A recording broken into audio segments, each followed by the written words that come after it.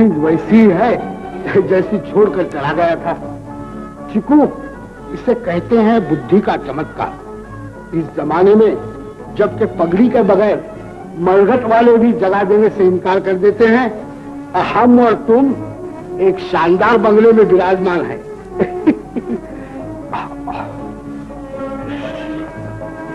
तू बैठ जा, मैं जरा कलपुर्जों की ट्राई ले।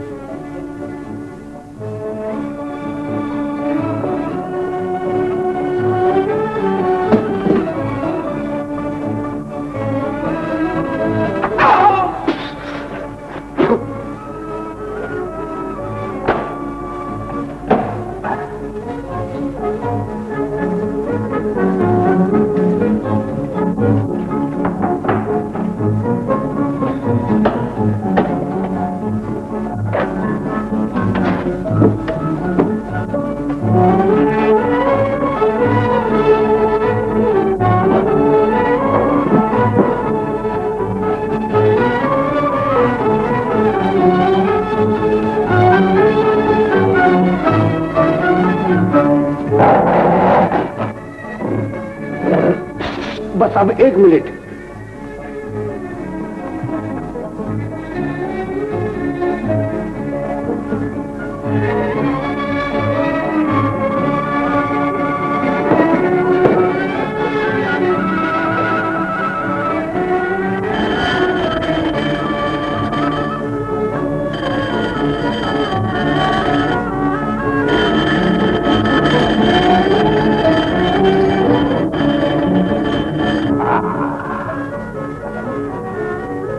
मेरे प्यारे कुत्ते,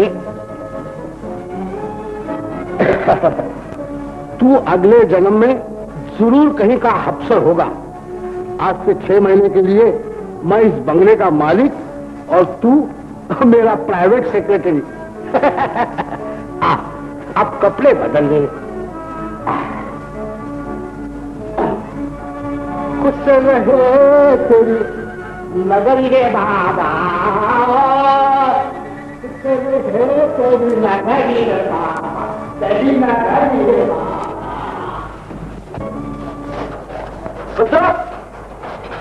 जी सरकार, सब किराएदार निकल गए? बाकी तो सब ऐसे निकल गए जैसे इसके बोतल से घी। एक ससुर चमगादड़ बनकर अभी तक चिमट रहा है। जो बात कहता हूँ तो आंख दिखाते, और जो हम आंख दिखाते हैं तो ससुर घूसा ताना थे। बाबूजी गुस्से का बहुत खराब मालूम होता है। वो गुस्से का खराब है तो मैं भी हाथ पांव से कमजोर नहीं, अभी बताता हूँ उसे। अब बाबूजी तनिक संभल के जाना, किसी अखाड़े का खेला हुआ मालूम होता है। सुना है कि आई धोबिया पाटन देख है कि आज भी चारों खाने चित डॉक्यूमेंट, उसे निकलना ही पड़ेगा। मैं नहीं निकलूंगा, नहीं निकलूंगा, हरगिज नहीं निकलूंगा। मान जाइए बाबूजी, मान जाइए। सब लोग मकान खाली कर चुके हैं। सब लोग अपनी नाक काट कर तुम्हारे हवाले कर दे तो इसका ये मतलब नहीं है कि तुम हमारी नाक के भी मालिक बन बैठे। अब आप यहाँ एक दिन नहीं ठहर सकते, समझे? जी कौन है? ओह आइए आइए, तशरीफ लाइए। क्यों साहब, हम यहाँ क्यों नहीं ठहर सकते? इसलिए कि इस बिल्डिंग को तोड़कर एक मार्केट बनाई जाएगी। अजी साहब, जिंदगी भर में तो यही एक ठिकाना ढूंढा था, अब कहाँ जाए? हर जगह तो आपने और आपके अन्नदाताओं ने पगड़ी का भूत बिठा रखा है। कुछ भी हो, आपको यहाँ से जाना पड़ेगा। ये जमीन, ये मकान, यहाँ की हर चीज के मालिक सेठ कालिदास हैं, आप नहीं। गलत। ये जमीन, ये मकान और यहाँ की हर चीज का मालिक वो है जिसे हिंदी में भगवान, फारसी में खुदा और अंग्रेजी में गॉड कहते हैं। अगर आप गॉड ही को इस बिल्डिंग का मालिक समझते हैं तो किराया सेठ कालिदास को क्यों अदा कर रहे थे? आपको गलत फहमी हुई है। हम सेठ साहब को किराया नहीं, तनख्वाह दिया करते थे। किस बात की तनख्वाह? आराम से रहने की।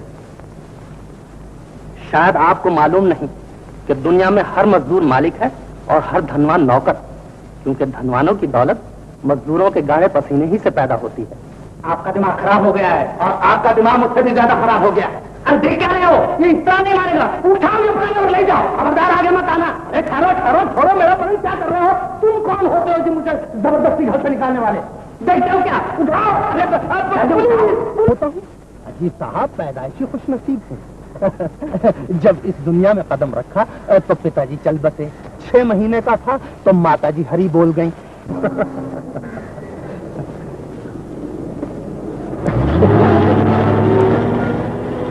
मालूम होता है मेरा कुत्ता भी तुम्हें बहुत पसंद करता है। जी जी। मेरे पास बहुत बड़ा मकान है, समझ लो कि तुम्हारी घर की मुश्किल आसान हो गई। चले आओ। चलने को तो सर के बल तैयार हूँ महाशय, मगर पगड़ी का रुपया नहीं है मेरे पास। फिक्र न करो, मुझे भगवान ने सूट अमीर का और दिल गरीब का दे रखा है। चले आओ ठंडे ठंडे। अच्छा ये कोई बात नहीं, कोई बात नहीं।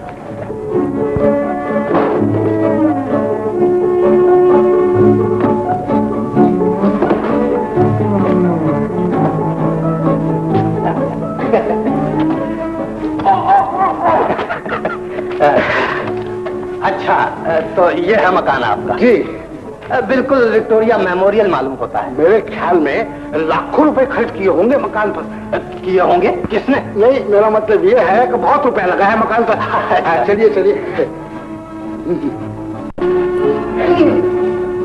तो क्या आप रोज इस दरवाजे से अंदर तशरीफ ले जाते हैं? जब बाहर के दरवाजे पर ताला लगा रहता है तब मैं ये रास्ता इस्तेमाल करता हूँ।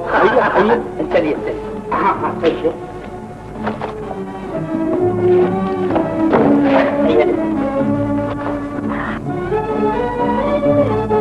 आओ।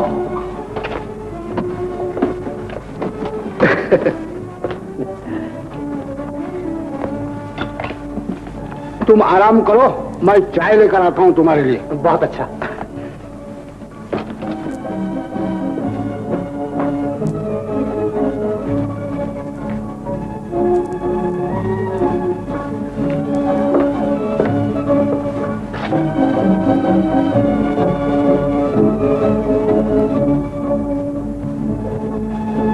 शेष कालिदास? अच्छा, तो यही हैं वो श्रीमान जिन्होंने हमें घर से निकलवाया है। अच्छी बात है, आने दो इसे।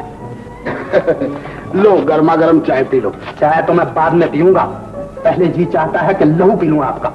मैंने कहा तबीयत तो ठीक है तुम्हारी? तबीयत गई भाड़ में। सीधी तरह से ये बताओ कि तुमने हमें घर से बेघर क्यों किया है? मैंने घर से बेघर किया है? हाँ, तुमने मार्केट बनाने के लिए हमारा बसा बसाया घर उजाड़ दिया है। तुम दौलत की मोटर कार दौड़ाने के लिए हमारी छाती को म्यूनिसिपैलिटी की सड़क समझे बैठे हो। मगर याद रखो, हम जाग चुके हैं, देश जाग चुका है। अब इस मुल्क का कोई अमीर गरीबों को अपने पांव से कुचल कर नहीं गुजर सकता, समझे? तुम्हारे विचार बहुत सुंदर मालूम होते हैं, मगर कलाई तो छोड़ दो मेरी। भगवान कसम, रगें टूट जाएंगी। ये कलाई नहीं, गरीबों के लिए फांसी का फंदा है। मैं तुम्हें उस वक्त तक नहीं छोड़ूंगा जब तक सीने में भरी हुई आहों से तुम्हारे पत्थर जैसे कलेजे को मोम न बना डालूं। मुझे अब मालूम हुआ है कि सेठ कालिदास तुम ही हो। अरे भाई, मैं सब कुछ बन सकता हूँ मगर सेठ कालिदास नहीं। तो फिर तुम कौन हो? अब तशरीफ रखिए, मैं सब कुछ बताता हूँ। मैं हूँ रामू, रामदास भुसारिया। रामदास? जी, आपकी तरह गरीब। फर्क इतना ही है, आप बाग में पड़े हुए थे और मैं इस मकान में ठहराया गया हूँ।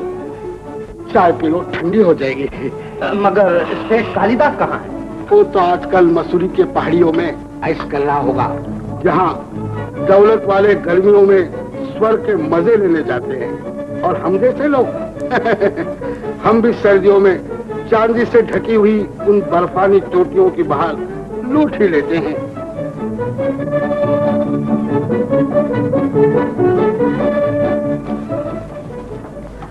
आप लोगों ने ये प्लान्स तो देखे नहीं। मेरी स्कीम ये है कि अपनी तमाम पुरानी चालों को जमीन पे सुलाकर चंद आलीशान बिल्डिंग्स और एक बहुत बड़ी मार्केट बनवा दूं। उस मार्केट में मूंगफली और चने की दाल से लेकर हीरे और मोतियों तक की 607 दुकानें हैं। इस तरह अगर एक एक दुकान से 25 रुपया किराया और 5000 रुपया पगड़ी वसूल की जाए तो आमदनी में काफी इजाफा हो सकता है। सेठ कालिदास जी ने दुरुस्त फरमाया। मैं 6 साल विलायत में रहा हूँ, वहाँ भी इसी तरह आमदनी में इजाफा किया जाता है। सारे देश में जितने आदमी रहते हैं, अगर हर एक से एक एक रुपया भी नफा वसूल किया जाए तो कई करोड़ का रोकड़ा बन जाता है। अब रहा कहत और काल, तो हमें इन झगड़ों से कोई वास्ता नहीं, क्योंकि बड़ा व्यापारी वो है जो रहे दुनिया के साथ मगर नफा देखे सिर्फ अपना। सेठ जी ने दुरुस्त फरमाया। मैं 6 साल तक वलायत में रहा हूँ, वहाँ भी अपना नफा सबसे पहले देखते हैं। बिल्डिंग और मार्केट के लिए सिर्फ पुरानी चालों से काम नहीं चलेगा, हमें और भी जमीन की जरूरत होगी। अजी मैं 6 साल तक विलायत में रहा हूँ। आप विलायत के सपने यहाँ न देखिए, ये हिंदुस्तान है। वहाँ की आइसक्रीम यहाँ खिलाएंगे तो सबको डबल निमोनिया हो जाएगा।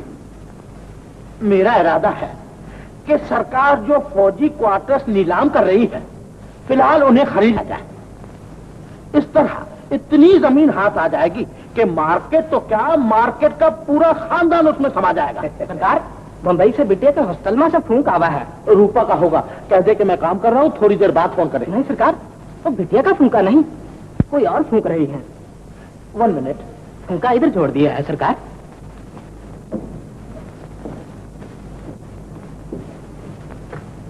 हेलो हेलो, कौन? Hostel superintendent? यस जी, मैं कालिदास बोल रहा हूँ। क्या कहा? रूपा 2 दिन से गायब है? हाँ हाँ, तो देखिए पूरी कोशिश जारी रखिए, मैं भी बंबई आ रहा हूँ। नहीं नहीं, ये मैं कुछ नहीं जानता। मेरी लड़की को मेरे पास पहुंचाना ये तुम लोग का फर्ज है। कॉलेज चला रहे हैं, अगर मेरी लड़की न मिली तो मैं एक एक को गोली से उड़ा दूंगा, सबको फांसी पे चढ़ा दूंगा। अजी साहब मेरा क्या कसूर है? कसूर के बच्चे, मेरी लड़की गायब हो गई है और तुम खड़े मुंह देख रहे हो। जाओ हर शहर की ब्रांच में फोन करो और सबको इत्तला दे दो कि रूपा हॉस्टल से गायब हो गई है। उसे जिस तरह भी हो तलाश करके मेरे पास ले आए या मुझे खबर दे। रूपा। सरकार घबराने की जरूरत नहीं, मैं 6 साल तक विलायत में रहा हूँ, वहाँ भी लड़कियाँ इसी तरह गायब हो जाती हैं। विलायत के बच्चे जाते हो या नहीं? और हाँ सुनो, सबको ताकीद कर दो कि ये तलाश खुफिया तरीके से होनी चाहिए। अगर बात फैल गई तो भरी बरादरी में नाक कट जाएगी। बहुत अच्छा, बहुत अच्छा। इस ठोकरी ने मुझे कहीं का न रखा, कहीं का न रखा। कहा कि शहर की हुजूर ने कोई खास तैयार तो नहीं की, लेकिन ये घंटी क्या थी? अरे इतनी जल्दी कैसे बच गई? भाई बाहर बच्चे खेल रहे हैं, किसी ने बटन दबा दिया। अरे बच्चों का खेल नहीं, हमारी किस्मत का खेल मालूम होता है। टाइम क्या हुआ है? 9 बजे। पर 9 बजे हमारी किस्मत के 12 बज गए। आज ये कम्बत 1 घंटा पहले क्यों आ गया? अरे कौन आ गया, क्या बात है, कुछ मुझे भी तो बताओ। चुप रहो, सांस बंद कर लो, बत्ती बुझा दो। ओहो, स्विच इधर नहीं है। कहाँ है? वो कहाँ? हाँ।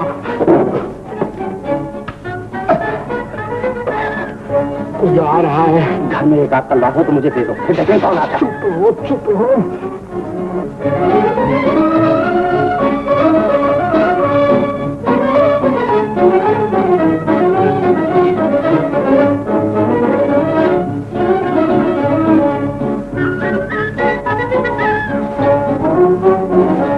तो लड़की से पहले हम दोनों जेल में खिचड़ी बड़ी पतली देते हैं। जेल खिचड़ी? ये आप क्या कह रहे हैं? क्या आप इस मकान में सेठ कालिदास की इजाजत से नहीं रहते? नहीं है? मैंने अभी तक उसकी सूरत भी नहीं देखी। हाँ, लेकिन आदमी जरूर मेरे वजन का हो, 250 पाउंड का। ये कपड़े जो मैंने पहने हैं उसी के हैं, मुझे फिट आते हैं। पहले ये तो समझाइए कि आपने बत यहाँ डेरा किससे जमा रखा है? बताता हूँ। बात यह है कि कालिदास के बहुत से मकान हैं। वो सर्दी यहाँ गुजारता है और गर्मी मसूरी में। जब वो यहाँ आता है तो हम चुपके से मसूरी पहुंच जाते हैं, और वो जब मसूरी पहुंचता है तब हम पिछले रास्ते से आ जाते हैं। गोदाम में राशन भी काफी पड़ा होता है। इस तरह सेठ साहब के दोनों मकानों की साफ सफाई भी हो जाती है और अपना काम भी निकल आता है। बुरा नहीं कर रहे हो चचा, सेठ कालिदास पत्थर का बना हुआ इंसान है और उसके साथ ऐसा ही होना चाहिए। मगर मामला बड़ा नाजुक है। हाँ, इस लड़की को कैसे टाला जाए चचा? सोचो कुछ। मेरे ख्याल में पुलिस और टेलीफोन के झगड़े को खत्म ही कर देना चाहिए। यही तो मैं। श्रीमती, हमने फैसला किया है कि तुम्हें पुलिस के हवाले न करें। हमारे चचा। बहुत बहुत मेहरबानी आपकी। श्रीमती, तुम्हारे माता पिता जिंदा है या? माँ मजबूर है, पिता है सोना होने के बराबर, इसीलिए अपने वास्ते खुद रास्ता सोचने की जरूरत पड़ी। और सोचा भी तो चोरी का आसान रास्ता। अच्छी तरक्की करेंगे आगे चलकर। माफ कीजिए, कल मुझे एक नौकरी के लिए जाना था। मैला लिबास आदमी की लियाकत पर पर्दा डाल देता है, इसीलिए मैं इस अलमारी से एक जोड़ा कपड़े निकालने की हिम्मत कर बैठी। मैं इस हिम्मत की दाद देता हूँ। जो हाथ मेहंदी लगाने के लिए बने वही ताला तोड़ने की प्रैक्टिस करने लगे। वाह वाह, लड़का ठीक कहता है।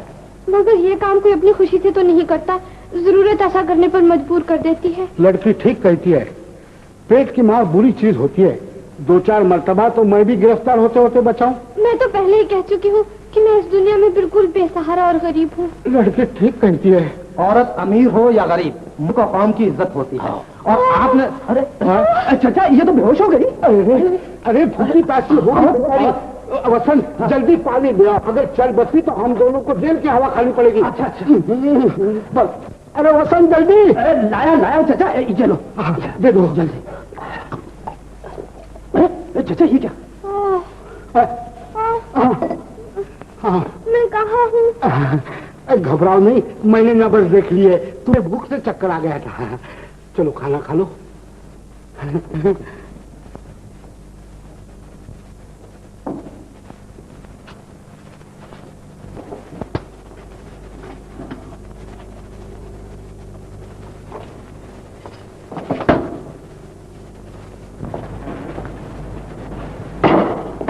आप लोग दया और धर्म के अवतार मालूम होते हैं। जी हाँ, ये बड़े अवतार हैं और मैं छोटा अवतार हूँ। खाइए, टोस्ट खाइए। लेडीज, बड़ी खुशी हुई आप दोनों से मिलकर। शुक्रिया। ये घंटी कैसी? घंटी नहीं है, ये रेड का बुम्पू है। बाबा जल्दी से बत्ती बुझा दो ना। बत्ती बुझाओ, क्या कर रहे हो? भागो दौड़ो, जहाँ जगह मिले छिप जाओ। चलिए, जान बचाओ भाई, जान बचाओ।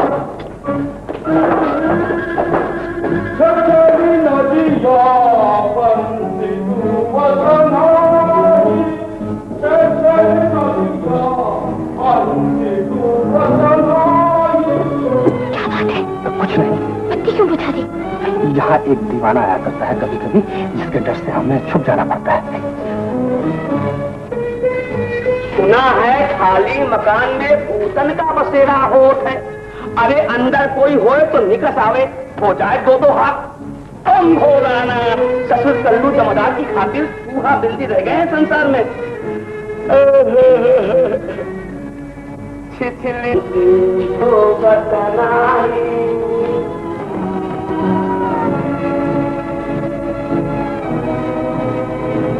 अंधेरा बहुत बुरी चीज है। जी हाँ, मेरा तो दम घुटने लगा था। मगर प्रैक्टिस जारी रखिए।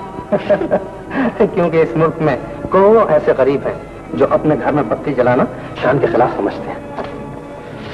मैंने कहा हो गया, अब नौकरी पर जाने के लिए कल सवेरे आकर हमसे एक साड़ी ले जाना। इस वक्त आराम से अपने घर चली जाओ। नौकरी मिल जाने पर कहीं भी रहने दीजिए। यहाँ ना बाबा ना, मैं इस मुसीबत को पाने के लिए बिल्कुल तैयार नहीं। जवानी जहाँ जहाँ जाती है कोई ना कोई मुसीबत साथ लाती है। मैंने कहा बंगला बहुत बड़ा है, रहने दीजिए इस गरीब को। मुसीबत में काम आना तो हमारा फर्ज है। बिल्कुल नहीं श्रीमती, तुम्हें जाना ही होगा। बहुत अच्छा, नमस्ते। हाँ। मैंने कहा जरा सुनिए। नहीं, मेरे पास कोई जगह नहीं है, इससे जाना ही होगा। नमस्ते। मैंने कहा एक बार और रुक जाइए। भगवान के लिए मान जाओ चाचा, लड़की है, अब आपको कहाँ जाएगी बेचारी। अच्छा बाबा, अच्छा। Thank you. आप ऐसा श्रीमती, घर में रहने की इजाजत देता हूँ, मगर किसी चीज को छूने की इजाजत नहीं दे सकता। मुझे मंजूर है। तो आज से वही कमरा तुम्हारा है। हाँ, लेकिन ख्याल रखना, मुझे दूसरे कमरों में ताला लगाने की जरूरत न पड़े।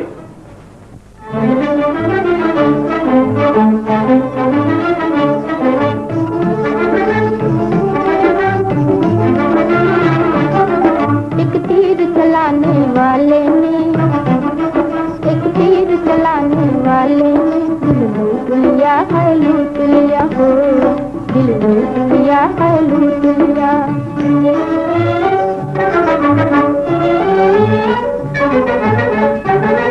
एक भूख उठी है मन में, एक दर्द बता दी मन में, एक दर्द बता दी मन में।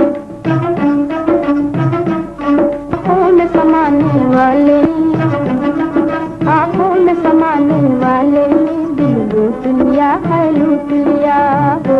लूट लिया है लूट लिया। एक गीत सुनाने वाले ने, एक गीत सुनाने वाले ने दिल लूट लिया है लूट लिया हो, दिल है लूट लिया।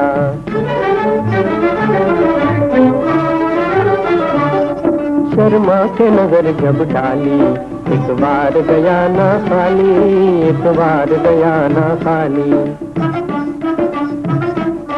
ललचा के लुभाने वाले ने, ललचा के लुभाने वाले ने दिल लूट लिया है लूट लिया हो, दिल लूट लिया है लूट लिया।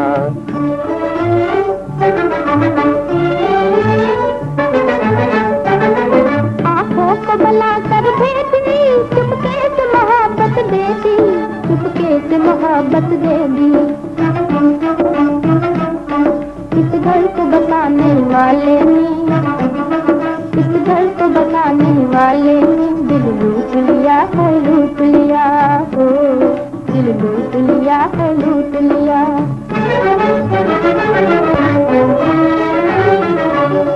वो हमसे अगर पूछेंगे हम उनसे यही कह देंगे, हम उनसे यही कह देंगे। मगर आप भी तो इस हुनर मुझसे कुछ कम नहीं। तो वो कैसे? मैंने क्या चुराया है? अगर कह सकती तो कहती। बहुत देर हो गई भाभी, भैया इसमें देख क्या कर रहे हैं? खुशामद कर रहे हैं पसंद बाबू। भाभी तुम और यहाँ, और ये कौन? शशि? तुम लोग यहाँ क्या कर रहे हो? मेरा यहाँ जग्गू कहाँ है? जब से हम लोग रेल से उतरे हैं मकान के लिए धक्के खा रहे हैं। अभी हमें यहाँ ठहराकर वो ऊपर मालिक मकान से बातचीत करने गए। अभी उन महाराज से तो मैं ऊपर ही निपट लूंगा, जब तक आप लोग अपनी सोच मिला लीजिए। आप हैं श्रीमती रूपा देवी और आप हैं हमारे दोस्त की धर्मपत्नी किरण देवी, और ये उनकी बहन शशि, और ये है उनके घर की एक छोटी सी टेबल लैंप जो अभी अभी रोशन हुई है। आप लोग बातें कीजिए, मैं अभी आया।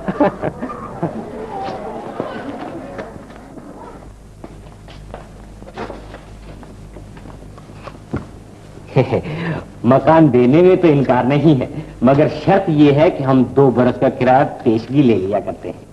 2 बरस का किराया? सोच लो, मैं जबरदस्ती नहीं करता।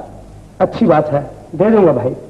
एक बात और रह गई, हम पगड़ी वगड़ी लेने को गुनाह समझते हैं, मगर 70 रुपया किराया होगा और रसीद मिलेगी सिर्फ 30 रुपए की। जी, ये हिसाब मेरी समझ में नहीं आया।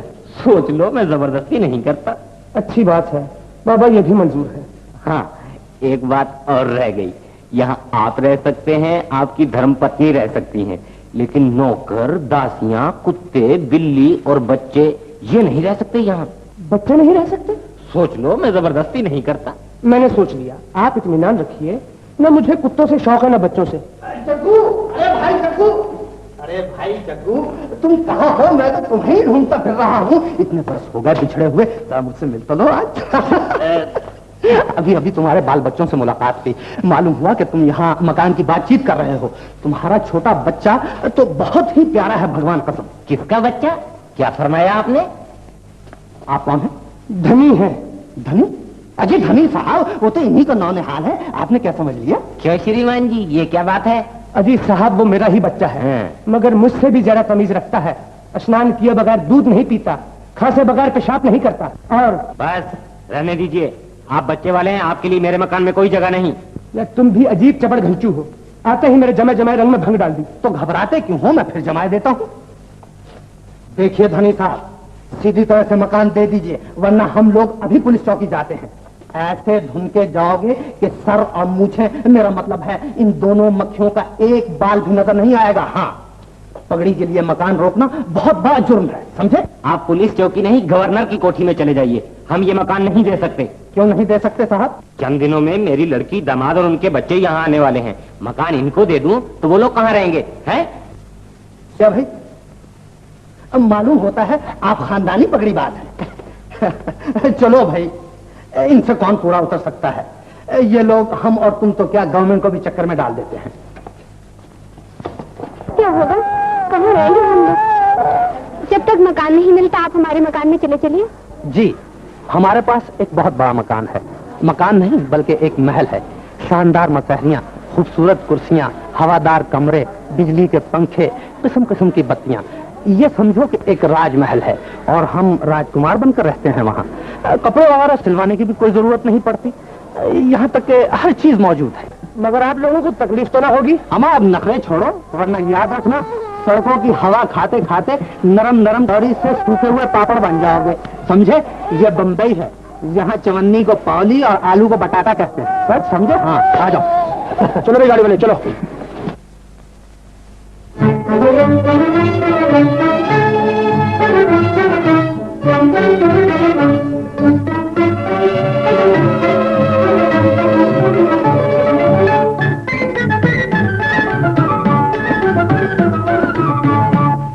मस्ती भरी बहार ने, मस्ती भरी बहार ने मस्ताना कर दिया, मस्ताना कर दिया। सब रो करार लूट के, सब रो करार लूट के दीवाना कर दिया, है दीवाना कर दिया। मस्ती भरी बहार ने मस्ताना कर दिया, मस्ताना कर दिया। सब रो करार लूट के दीवाना कर दिया, है दीवाना कर दिया।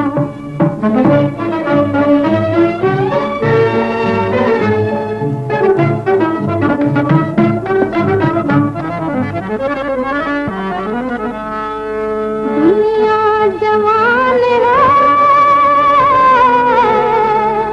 मैं जवानी को क्या कहूँ, जवानी को क्या कहूँ। जालिम ने मुझको होते, जालिम ने मुझको होते बेगाना कर दिया, हाय बेगाना कर दिया। मस्ती भरी बहार ने, मस्ती भरी बहार ने मस्ताना कर दिया, हाय मस्ताना कर दिया।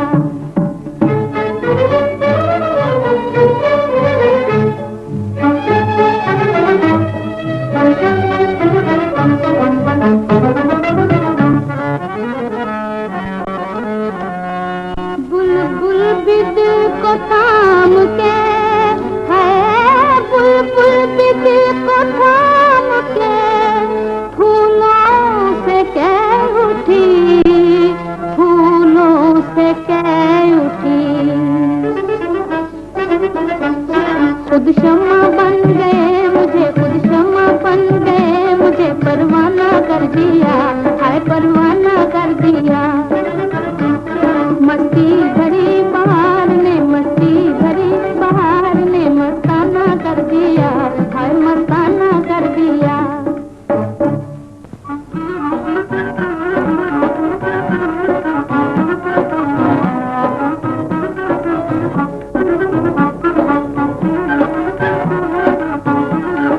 मैंने कहा जरा सुनिए तो। क्यों, खैरियत? मैं ये पूछना चाहती हूँ कि अगर आदमी का दिल धक धक करे, लोगों के चेहरे एक एक मिनट में बदलते दिखाई दे और रातों की नींद हराम हो जाए तो उसे क्या करना चाहिए? नल के नीचे बैठकर टूटी खोल देनी चाहिए। एक बात और पूछना है, आपने कभी वो गाना सुना है? कौन सा? जवानी की रेल चली जाई रे, जवानी की। बस बस बस बस, ये तो सुनने की जरूरत ही नहीं। मेरे ख्याल में वो रेल कभी चल ही नहीं सकती जिसमें बचपन का इंजन लगा हो, ठीक है ना? कहती हूँ, आम तो समझते ही नहीं। मालूम होता है बनाने वाले ने सब तो बनाया है, वो इसमें भेजा रखना भूल गया। यानी कि ये मेरी तारीफ हो रही है? भाई बड़ी शरीर हो, जाओ खेलो जाकर। अपने खेल कूद के दिन तो कब से खत्म हो चुके और आप अभी तो मुझे बच्ची समझते हैं। बच्ची भी और बेवकूफ भी। तुम एक ऐसा ग्रामोफोन हो जो गा तो सकता है लेकिन समझ नहीं सकता कि वो क्या गा रहा है। अच्छा।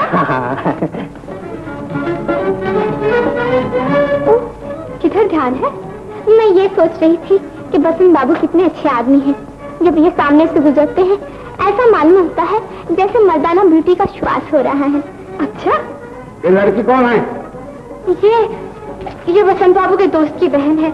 घर ना मिलने की वजह से इनके भैया और भाभी हमारे साथ रहने आए हैं। यहाँ रहने आए हैं? हाँ। क्यों रहने आए हैं? ये समझ लो कि जमा हो गए। हाँ, तो अब हामी को अपनी स्कीम बताकर 100 रुपए खींच लो। वो कैसे चाचा? अरे बाबा, जो मजबूरी से 5,000 रुपए पगड़ी देने के लिए तैयार है, वो 100 रुपए का इसी से खरीद कर लेंगे। ठीक तो है। हाँ, अब इस तरह हमारे पास 10 लाख रुपए जमा हो जाएंगे। क्यों जगू? बिल्कुल ठीक है। 10 लाख रुपए किससे चाचा? हिसाब से तो सिर्फ 1 लाख रुपया होता है। अच्छा जी। तो ये भी कुछ कम नहीं। तो समझो ये रोकड़ा भी जमा हो गया। हो गया ना। अब इसी पैसे से जमीन खरीद लो और फटाफट मकान बांधना शुरू कर दो। जब तैयार हो जाए तो जिनसे पैसे लिए थे उन्हीं को घर में बसाओ और 10 के जगह 20 और 15 के बदले 30 लाया करते जाओ।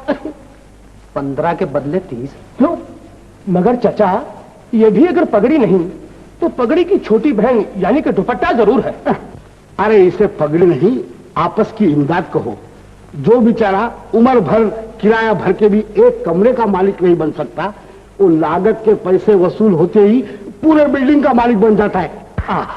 न पगड़ी न शगड़ी, सिर्फ किराया भरते गए और 5 बरस के बाद वालों को चित करने की इससे बेहतर तरकीब दुनिया में है ही नहीं। बिल्कुल नहीं साहब। तो राय क्या है पंचो? जो आपकी।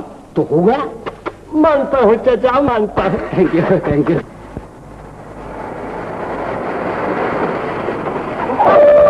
रूपा, पिताजी, मुझे तुम्हारी तलाश में सब काम काज छोड़कर मसूरी से यहाँ आना पड़ा। तुम यहाँ क्या कर रही हो? नौकरी। नौकरी? जी। अरे जिसके दरवाजे पे दर्जनों नौकर हाथ बांध के खड़े रहे, उसकी लड़की नौकरी करने को निकली है। घर चलो बेटा, घर का सुख छोड़कर तुम्हें नौकरी करने की क्या जरूरत है? माफ कीजिए पिताजी, आप सिर्फ दौलत को सुख समझते हैं, मगर ये नहीं जानते कि आप धन से सिर्फ दुनिया खरीद सकते हैं, दुनिया का सुख नहीं। क्या भाई आप? रूपा, तुम्हें मालूम होना चाहिए कि तुम अपने बाप से बात कर रही हो, न कि एक चपरासी के साथ। चपरासी की जिंदगी भी हम लोगों से अच्छी होती है। उसके बाल बच्चे उसकी गोद और कांधे पर खेलते हैं, और आपकी बच्ची बोर्डिंग और हॉस्टल में रहती है। उसकी स्त्री हमेशा उसके दुख सुख की शरीक होती है, और आपकी स्त्री 5 साल से मैके में बैठी आंसू बहा रही है। रूपा, मैंने तुझे फूल की तरह पाला, ऊंची से ऊंची तालीम दी। ये क्या सब इसलिए कि तुम बड़ी होकर मेरा अपमान करो? तालीम न दिलाते तो अच्छा था। आपने पढ़ा लिखा कर मेरी आत्मा को जबान दे दी है। अब मैं जहर को अमृत समझकर चुपचाप नहीं पी सकूंगी। जहर? अमृत? कौन तुझे जहर दे रहा है? आप, जो दौलत की झूठी शान शौकत देखकर ध्रुपद लाल के बेटे से मेरी शादी करना चाहते हैं। मगर मैं कहने पर मजबूर हूँ कि आपको तकलीफ करने की जरूरत नहीं। मैंने अपना साथी तलाश कर लिया है। अपना साथी तलाश कर लिया है? मगर वो है कौन, क्या करता है, कहाँ रहता है? ज्यादा दूर नहीं, बल्कि और गरीबों के साथ हमारे घर में रहता है। हमारे घर में? क्या वाहियात! मैं इन सबको पुलिस के हवाले कर दूंगा। बहुत अच्छा। अगर आप अपनी औलाद की खुशी खुद अपने पांव से रौंदने पर तुले हुए हैं तो जो जी न्याय कीजिए, मैं चली। अरे कहाँ जाती हो? मेरी बात तो सुनो। इसका मतलब ये हुआ कि तुमने अपनी तरफ से फैसला पक्का कर लिया? जी हाँ। अच्छी बात है, मगर मैं पहले लड़का देखना चाहता हूँ। आप शौक से देख सकते हैं, मगर यूं नहीं। नहीं, ये नहीं हो सकता। मैं सब कुछ बर्दाश्त कर सकता हूँ, मगर ये मजाक कभी नहीं बर्दाश्त कर सकता। फिर आप गरीब को देख सकते हैं, गरीब का दिल नहीं। मेरे ख्याल में रूप दिमाग खराब हो गया। ड्राइवर, गाड़ी आगे बढ़ाओ।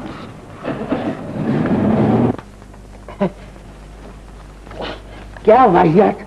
रूपा, तुमने मुझे अच्छा खासा कार्टून बना दिया है। लीजिए।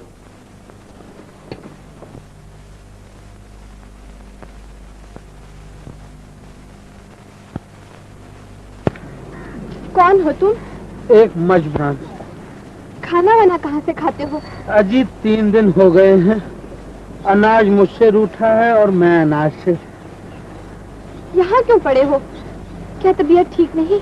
तबीयत तो ठीक है, मगर तकदीर को बुखार आ गया है। इस शहर में लोगों को रहने के लिए महल मिल जाते हैं, मगर मुझे सर छुपाने के लिए कोई जगह नहीं मिलती। बेचारा बहुत परेशान दिखाई देता है, हमें इसकी मदद करनी चाहिए। पावली दे दो, चने लेकर खा लेगा। अपना बंगला बहुत बड़ा है, वही ले चलिए बेचारे को, खाएगा भी और पड़ा भी रहेगा। गरीब दिखाई देता है। बाबा, यहाँ फसल कम और गरीब ज्यादा पैदा होते हैं, हम किस किस को संभालते फिरेंगे? और ये आदमी भी मुझे कुछ ठीक नहीं मालूम होता। लो देख लो, मेरा कुत्ता भी इसे पसंद नहीं करता। जरूर कुछ गड़बड़ घोटाला है। मगर मजबूरों पर तरस खाना तो हम लोगों का सबसे बड़ा फर्ज है। तुम्हारा कहना ठीक है, मगर मेरा कुत्ता राजी नहीं होता, और जिसको मेरा कुत्ता नापसंद करे उसको मैं किसी हाल में पसंद नहीं कर सकता। कुत्ते को मैं समझा लूंगी, आपको अपना फर्ज नहीं भूलना चाहिए। अच्छा, तुम्हारे कहने से इस पहलवान को अपने घर में रहने की इजाजत तो देता हूँ, मगर किसी चीज को छूने की इजाजत नहीं दे सकता। हाँ,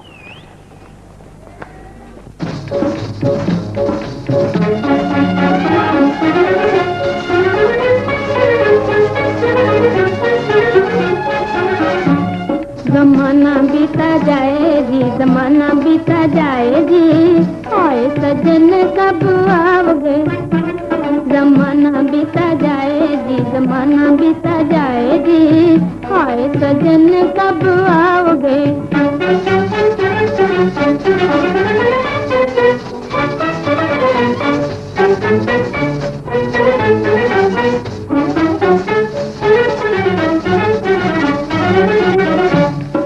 घूम रही है सारी दुनिया, आई है रुत मतवारी, आई है रुत मतवारी। घूम रही है सारी दुनिया, आई है रुत मतवारी, आई है रुत मतवारी। क्यों नहीं आते प्रीतम प्यारे, क्यों नहीं आते प्रीतम प्यारे, लगी है आस तुम्हारी, लगी है आस तुम्हारी। क्यों नहीं आते प्रीतम प्यारे, लगी है आस तुम्हारी, लगी है आस तुम्हारी। तुम्हें जो नहीं पाए जी, अकेले घबराए जी, आए सजन कब आओगे। जमाना बीता जाए जी, जमाना बीता जाए जी, आए सजन कब आओगे।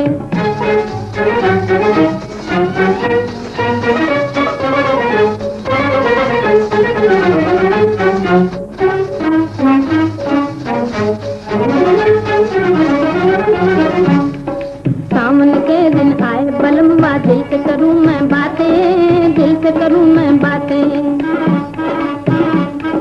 सावन के दिन आए बलम्बा, दिल से करूं मैं बातें, दिल से करूं मैं बातें।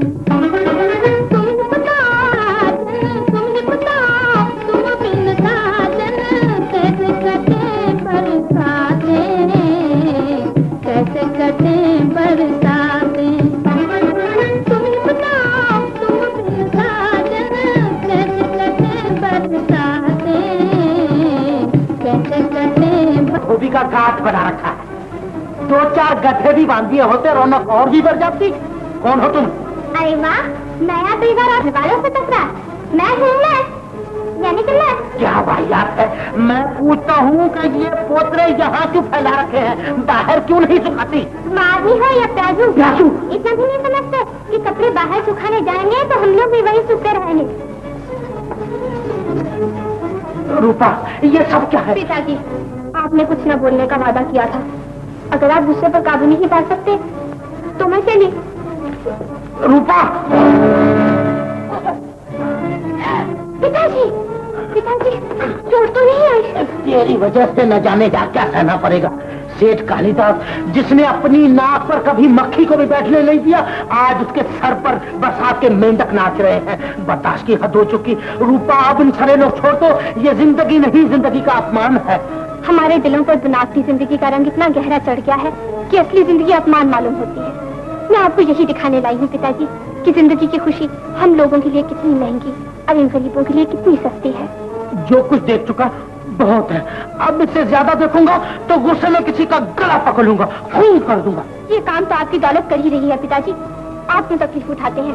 तुम बच्चा भूख से भैरवी गा रहा होगा, उससे जरा दूध तो पिला दो जाके।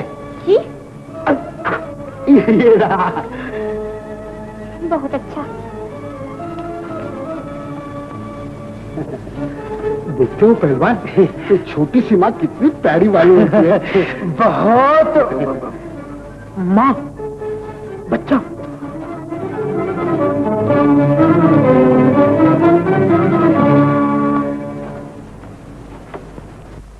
क्या वाहियात, अगन पकड़ी और तुम लोगों ने अंदर ही अंदर खिचड़ी पका ली। खिचड़ी तो खिचड़ी, साथ में भुर्ता भी तैयार कर दिया। ये दुर्भाग्य का सितारा कब चमका? दुर्भाग्य नहीं, सौभाग्य कहिए पिताजी। कोई जब इस मूर्ति को देखती हूँ मेरे सब दुख दूर हो जाते हैं। तुम्हारे दुख दूर हो जाते हैं?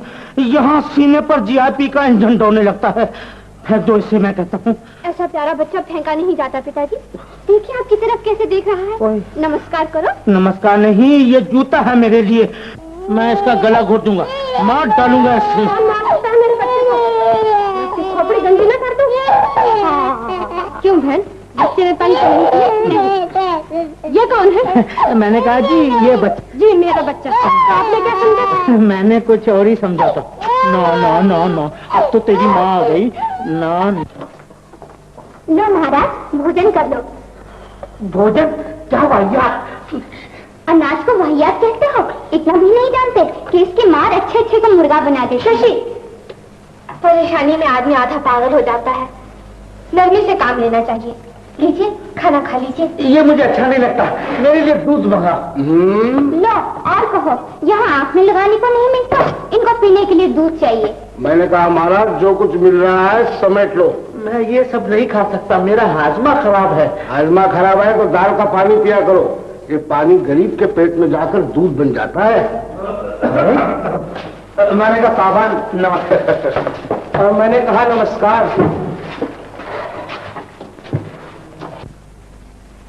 सुना भाई, जमीन का सौदा हो गया या कुछ और गड़बड़ बाकी है?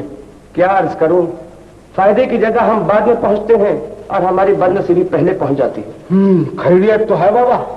अजी खैरियत वैरियत तो क्या, हमने सरकारी जमीन के लिए जो 10,000 रुपए का ऑफर दिया था, वहां किसी अकल के पूरे ने पूरे 15,000 रुपए की बोली बोल दी है। तो तुम 20,000 कह दो। आप कौन है चाचा? बुरा जोरदार दिखाई देता है और मेरे ख्याल में अगले जन्म में जरूर किसी महाजन की तिजोरी होगा। खंडर बता रहे हैं इमारत अजीब थी। अरे भाई तुम दोनों किस चक्कर में पड़ गए? मैं पूछ रहा हूँ कि जमीन का फैसला क्या हुआ? इस ऑफर ने हमारी चलती हुई मोटर कार को 20 सड़क पंचर कर दिया है। यानी अब मकानों के बनवाने का मामला फिर खटाई में पड़ गया। जी हाँ, 15,000 को दबाने के लिए 20,000 की रकम चाहिए और 20,000 का बकरा हम में से तो कोई दिखाई नहीं देता। तुम रुपए की फिक्र न करो, बोली बोलते जाओ। जमीन का सौदा हो गया तो रुपए देने वाले बहुत से निकल आएंगे। और सच पूछो तो किसी से मांगने की भी क्या जरूरत है? हम जमीन पर बैंक से भी कर्जा ले सकते हैं। हेलो, कौन? हरी? हाँ मैं हूँ सेठ कालीदास। मिलिट्री क्वार्टर्स का क्या हुआ? बस 15,000। खुरपा प्रसाद को 2 लाख दे दो, डूंगर कंपनी से 4 लाख ले लेना, 3 लाख बैंक में डाल दो, 1 लाख पांडुरंग नायक को भेज दो। भाई वाह, पौली पल्ले नहीं और सपने लग रहे हैं, और वो भी दिन दिहाड़े। मैंने कहा भूल से किसी टकसाल की सीढ़ियों पर तो नहीं सो गए थे? सीढ़ियों पर नहीं, हम तो हमेशा महलों में सोते हैं। हाँ भैया, गरीब होकर महलों के सपने देखना, इसे किस्मत का डबल निमोनिया कहते हैं। कितने दिनों से है ये बीमारी? कौन सी बीमारी? यही, महल की हवा खाते ही लाखों के सपने देखने लगे हो।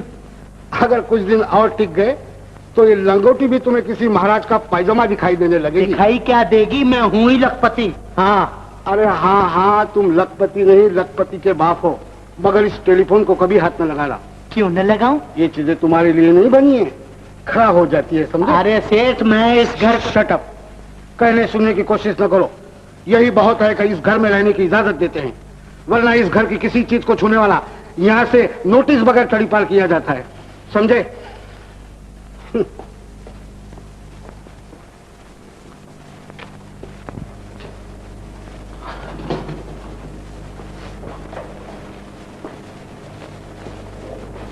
अरे ये कुत्ता है या बदतमीजों का सरदार? अबे मेरा है, तू आराम कर रहा है?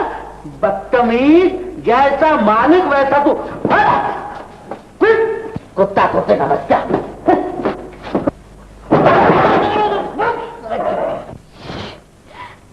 ये क्या किया आपने?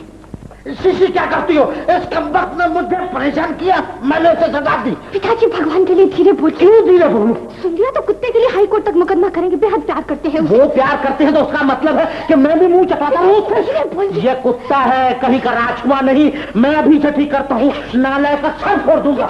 बस रूपा, तुम्हारी मोहब्बत ने सूट उतरवाकर धोती बंधवा दी। जिसके एक एक कारखाने में हजारों आदमी काम कर रहे हैं, वो लड़की की जिद पूरी करने के लिए एक कुत्ते का बॉडीगार्ड बना हुआ है। मेरे पलंग पे वो मोटा दुम्बा खुर्राटे ले रहा है और मैं शहजादे की नौकरी कर रहा हूँ।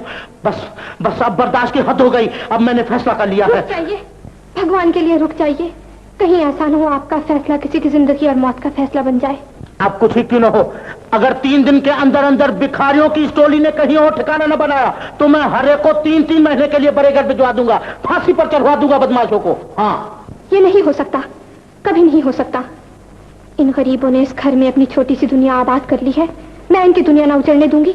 रूपा, एक बाप की हैसियत से मैंने बहुत बर्दाश्त किया, मगर तुम्हारी मोहब्बत होती है जमाना दिल का खजाना।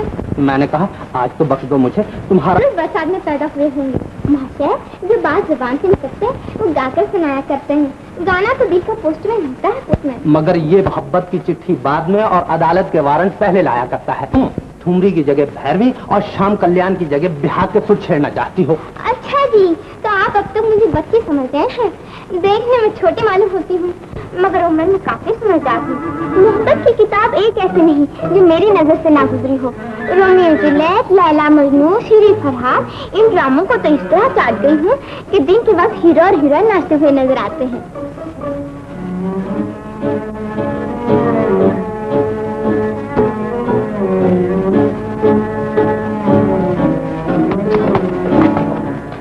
अंदर क्या देख रही हो? अंदर रेस के घोड़े तो नहीं दौड़ रहे हैं? जी से काम नहीं चलेगा। तुम्हें मालूम नहीं यहाँ एक जवान लड़का रहता है? जी मैं ताका झाकी नहीं करता। जाओ अपने कमरे में सो जाओ। जी। बाहर को बोल रहा है, खामोश।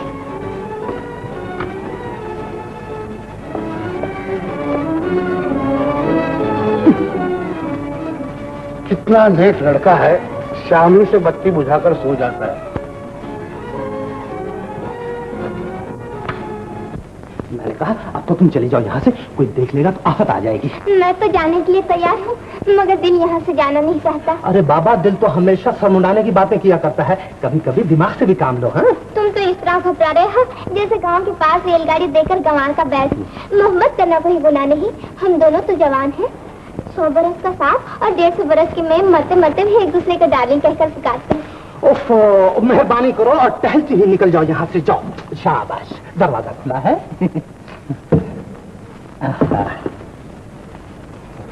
फिर कब मुलाकात होगी? जब होश ठिकाने होंगे, अभी तो पसीने पर पसीना आ रहा है मुझे। जाओ जाओ जाओ जाओ, शाबाश जाओ। अब नाना। हाँ,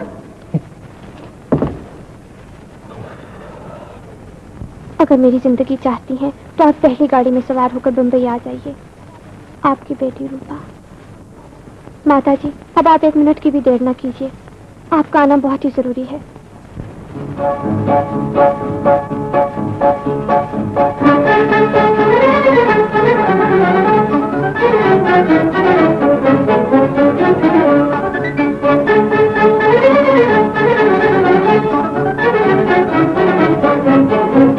अब पिताजी उनको घर से निकालने पर तुले हुए हैं। इत्मीनान रख मेरी बच्ची, तेरे सुख और संतोष के लिए मैंने सब कुछ कुर्बान किया और सब कुछ कुर्बान कर दिया। अच्छा, अब मुझे घर ले चल। तूने जैसा बताया है मैं वैसा ही करूंगी। मगर माता जी, आप वहाँ इस रूप में नहीं जा सकेंगी। तो कैसे जाना होगा? सुनिए।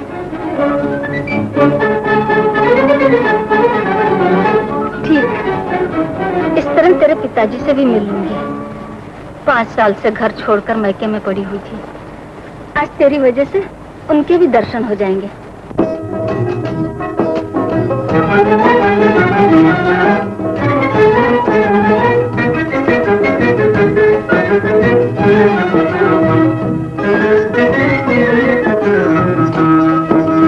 दिल की लगी ज़बान पे, दिल की लगी ज़बान पे, आए तो क्या करूं, आए तो क्या करूं, और मुँह से कुछ कहा भी न जाए तो क्या करूं, और मुँह से कुछ कहा भी न जाए तो क्या करूं, दिल की लगी ज़बान पे।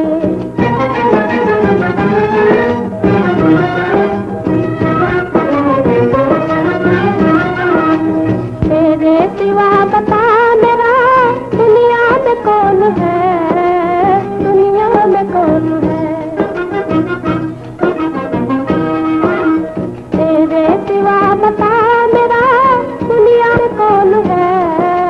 दिल को ठेस जब तू ही दिल को ठेस लगाए तो क्या करूं, और मुंह से कुछ कहा भी न जाए तो क्या करूं। दिल की लगी ज़बान पे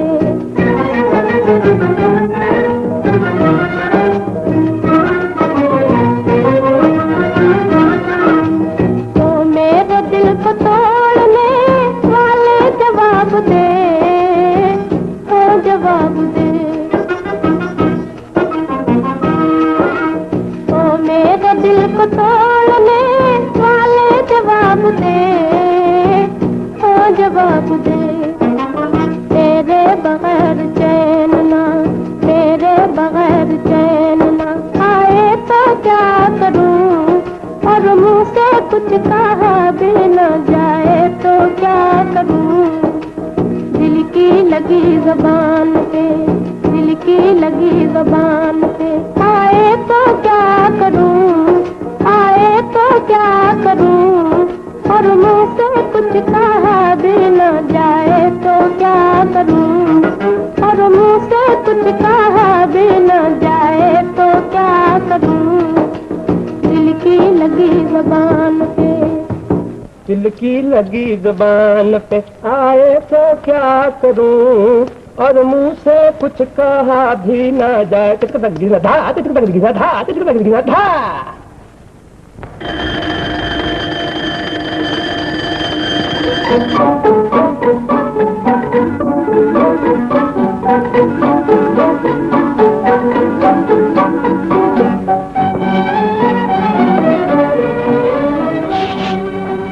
अच्छा, तो आपने हमें चक्कर में डाल दिया था।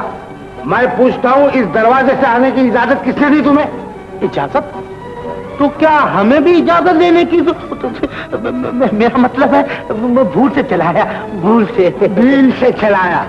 अबे भूल के बड़े भाई जी। डिसिप्लिन इज डिसिप्लिन जी। इस दरवाजे से किसी को भी नहीं आना चाहिए, समझे? समझा। चाबी कहाँ से मिल गई थी तुम्हें? घर में झाड़ू लगाते समय एक कोने में पड़ी थी, दरवाजे में लगा के देखी, ठीक आ गई। अच्छा हुआ कहीं अलमारी में लगा कर नहीं देखा। दे दो मुझे चाबी। आप बहुत नाराज मालूम होते हैं। आओ। और ये क्या सिगार? Cigar cigar. शर्म नहीं आती? 2 कौड़ी का मुंह और ये आना पड़ा। आना पड़ा? लेकर तुम सचमुच आ गई हो तो वापस चली जाओ। मैं कहता वापस चली जाओ, तुम्हारी डालडे ने ही मेरा कलेजा रखा था, अब तुम क्या नमक मिर्च लगाकर मेरा समोसा बनाने आई हो? ये क्या झगड़ा है? ये क्या शोर मचा रखा है? आज तुम्हारी खोपड़ी फिर बेताल जा रही है, कभी उससे लड़ाई कभी इससे झगड़ा। मैं ये पूछता हूँ कि तुम इस नई बावरचन को क्यों तंग कर? मैं तो ये कह रहा था कि तुम कुछ थकी मांदी मालूम होती हो, आओ सर दबा दूं तुम्हारा। क्यों जी, मैंने कुछ कोई बुरी बात कही आपसे? जी नहीं, आप तो देवता हैं, देवता बुरी बात कैसे कह सकते हैं किसी को? ये देवता है?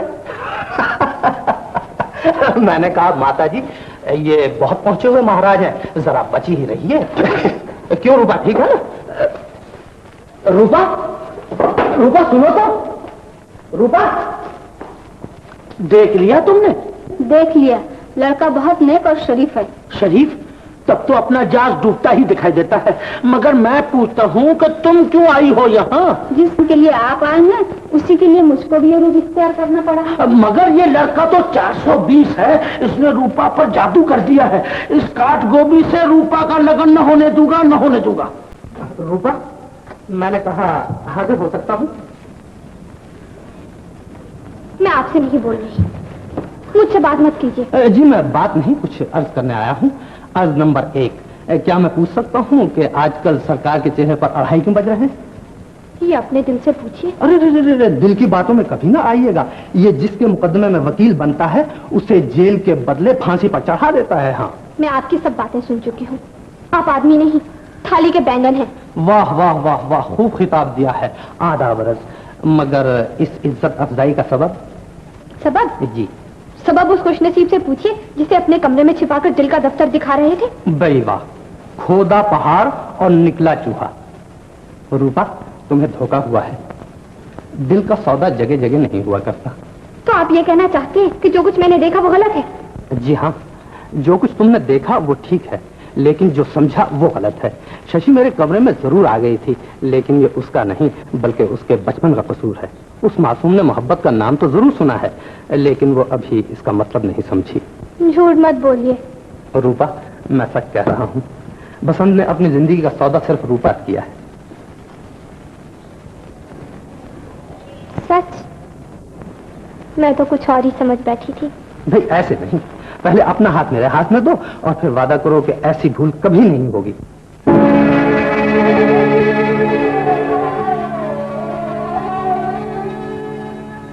खुशी जब रूठ जाती है तो हमसे काम होता है। मोहब्बत करने वालों का यही अंजाम होता है।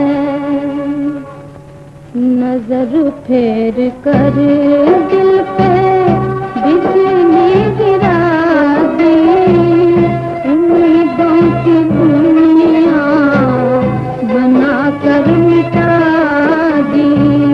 नजर फेर कर दिल पे बिजली गिरा दी, उम्मीदों की दुनिया बना कर मिटा दी।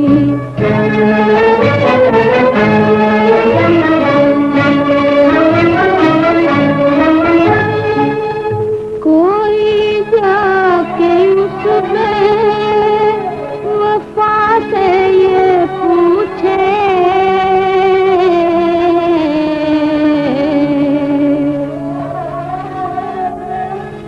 कोई जाके उसमें वफा से ये पूछे,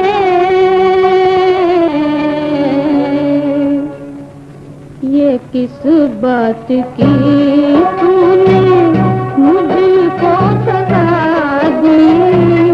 उम्मीदों की दुनिया बना कर मिटा दी। नजर फेर कर दिल पे बिजली गिरा दी, उम्मीदों की दुनिया बना कर मिटा दी।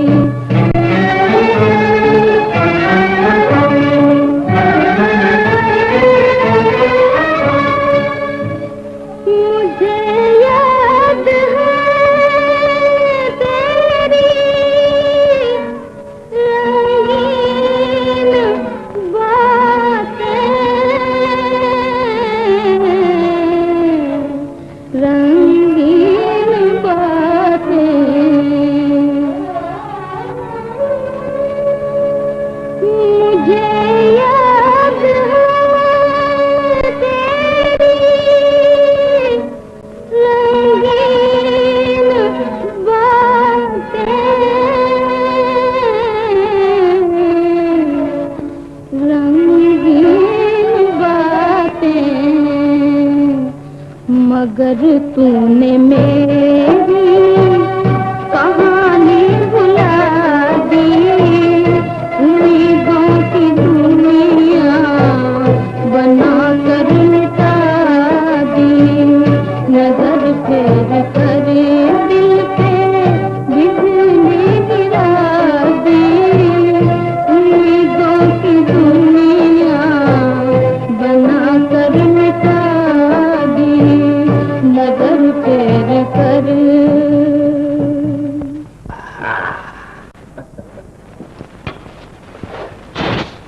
Ladies first.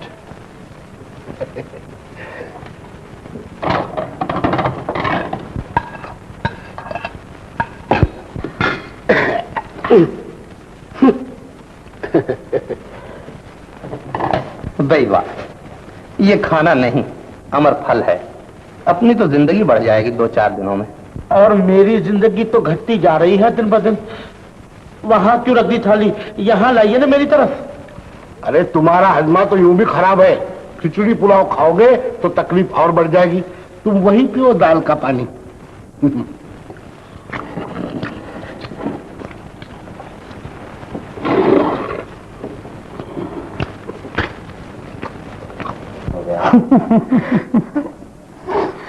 भगवान रखे, ये घर तो हमारे लिए लॉटरी का टिकट बन गया है।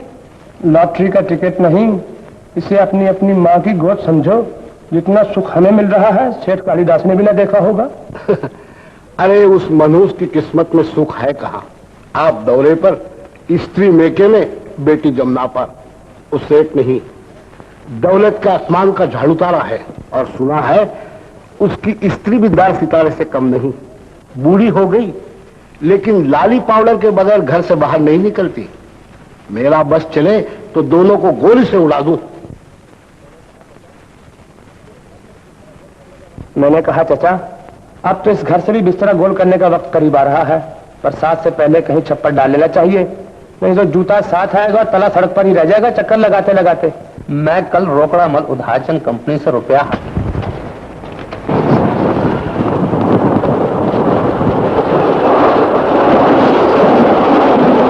सेठ जी, आप और इस सूरत में? मैं 6 साल तक विलायत में रहा हूँ। बातों में वक्त न गवाओ, तुम्हें एक जरूरी काम करना है। वो क्या?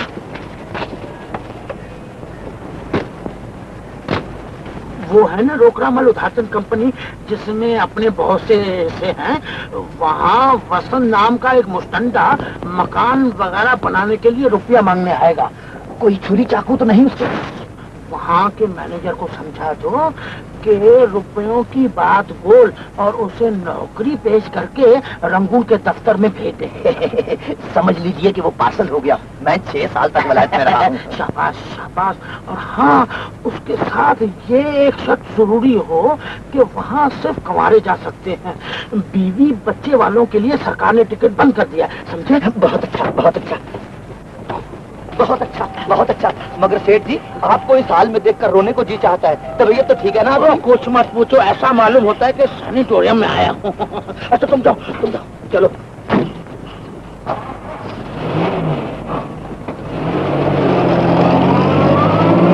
मेरे ख्याल में आपने हमारी स्कीम तो समझ ली होगी। जी हाँ।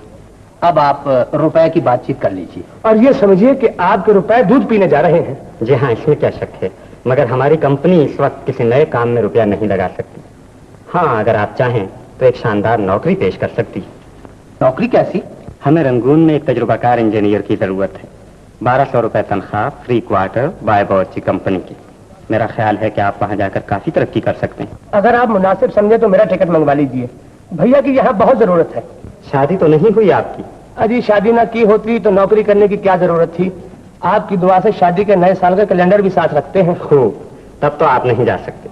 हमारी पहली शर्त यह है कि आदमी कमारा हो। माफ कीजिएगा, तो फिर यह नौकरी हमारे काम की नहीं है। एक बार फिर सोच लीजिए। नहीं,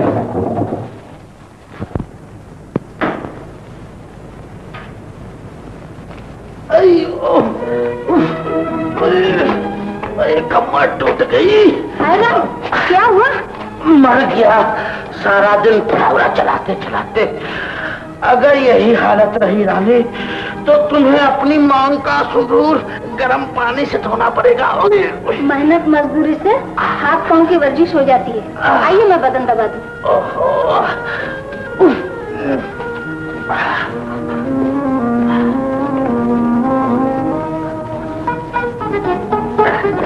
सिर दबाने से क्या होगा रानी? हो सके तो कड़वे तेल की मालिश कर दो। तमाम बदन की नसें इस तरह टूट रही हैं जैसे पुराने जूते के टाके उधर गए हो। लेट जाइए।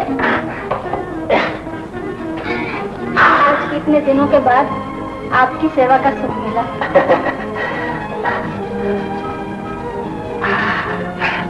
मजा आ गया। महारानी, याद है वो दिन जब हम 12 रुपए की खोली में रहते थे? मैं थका मांदा बाजार से आता था, तुम घूंघट निकालकर मेरे हाथ पांव दबाया करती थी। कितना आनंद था उस जीवन में। आप ही ने माया जाल में उलझकर जीवन का आनंद खो दिया है। तिजोरी का मुंह भरने के लिए घर को सुखों से खाली कर दिया है आपने। सच कहती हो देवी, रुपया सब कुछ कर सकता है, स्त्री के नरम नरम हाथ बनकर मुट्ठी चंपी नहीं कर सकता। कितना आनंद है तुम्हारे। क्यों जी, तुम लोग बुढ़ापे में भी आनंद लूटने से बाज नहीं आते? ये क्या बदतमीजी है? जी मैं इन हरकतों को बिल्कुल पसंद नहीं करता। तुम्हें मालूम होना चाहिए कि इस मकान में लड़के और लड़कियां भी हैं। अगर बुढ़ापे का ढोल इतना बेताल बजेगा तो जवानों की बांसुरी तो भगवान जाने क्या राग गाने लगेगी। मैंने कहा ये मेरा मतलब है। मतलब ये कि तुम पुराने पापी मालूम होते हो। आप तो बिगड़े हुए थे, इस बावलचंद को भी उल्टे रास्ते पर लगा दिया। मैं आइंदा ये गड़बड़ न देखूं। चलो चलकर बिस्तर ठीक करो मेरा। बिस्तर? हाँ, मुंह क्या देख रहे हो? आओ मेरे साथ।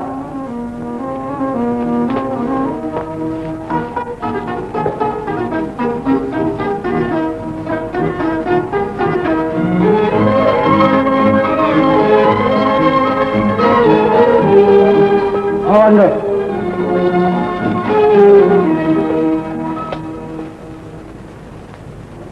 अरे उठाओ उठाओ कर लो। इसलिए आप उधर से उठाइए, मैं इधर से संभालती हूँ। हाँ उठाइए।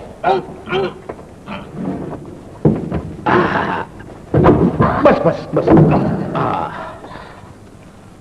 कल्लू, तुमने देखा, ये पलंग बना था स्त्री और उसके पति के लिए, मगर काम हमारे आ रहा है। कितने बदनसीब हैं दोनों। आप ठीक कहते हैं, सचमुच दोनों बड़े ही बदनसीब हैं। और हाँ, मैंने उस कमरे में जो कुछ कहा है उसका बयान मानना। आदमी बूढ़ा हो या जवान, मोहब्बत करने का सबको अधिकार है। बल्कि मैं तो यहां तक कहने को तैयार हूं कि नौजवानों की मोहब्बत एक नर्म और नाजुक कोपल होती है, मगर बूढ़ों की मोहब्बत पुराने पीपल का पेड़। क्या ख्याल है तुम्हारा कल्लू? मैं आपका मतलब नहीं समझा। मेरा मतलब ये है कि तुम दोनों आपस में शादी कर लो और फिर जहां जी चाहे आनंद लूटो। जी हाँ, मैं भी यही सोच रहा था। तो फिर देर किस बात की है?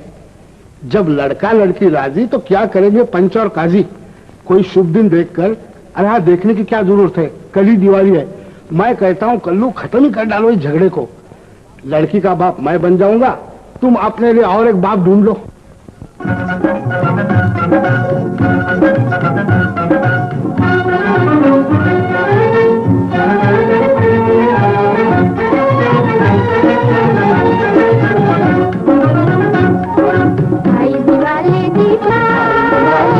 जला जा ओ मत वाले साजना, ओ मत वाले साजना। आई दिवाली दीप जला जा, दिवाली दीप जला जा ओ मत वाले साजना, ओ मत वाले साजना।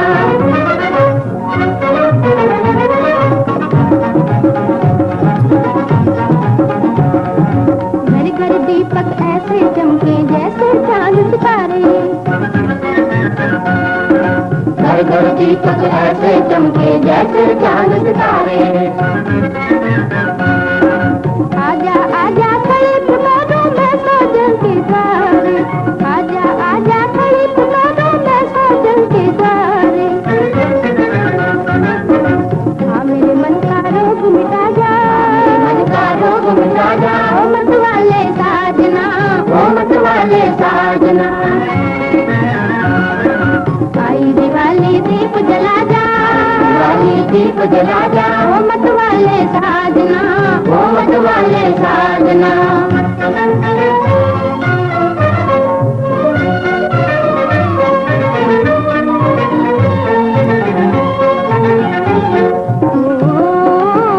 आई खुशी की रात सुहानी, फूल खिलेंगे दिल के। आई खुशी की रात सुहानी, फूल खिलेंगे दिल के।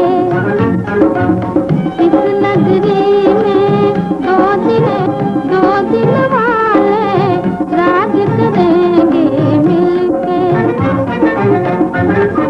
मैं तेरी रानी तू मेरा राजा, मैं तेरी रानी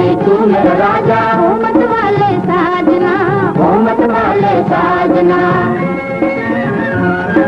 हाइट वाले साजना कहलाए घर है दौलत अपनी, दौलत वाले हम कहलानी, जिसकी भैंस उसी निस्बत रोड के पास जो मिलिट्री क्वार्टर्स हैं। अच्छा, तो आप उसी जमीन के चक्कर लगा रहे थे?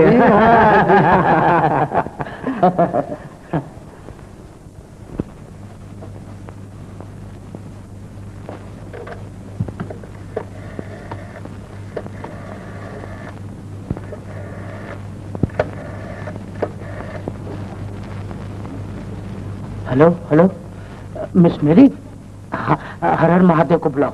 हाँ, मैनेजर को। हेलो हरी, मैं सेठ कालिदास बोल रहा हूँ। आज मुझे मालूम हुआ कि जमीन की खरीदारी में कौन हमारा मुकाबला कर रहा था।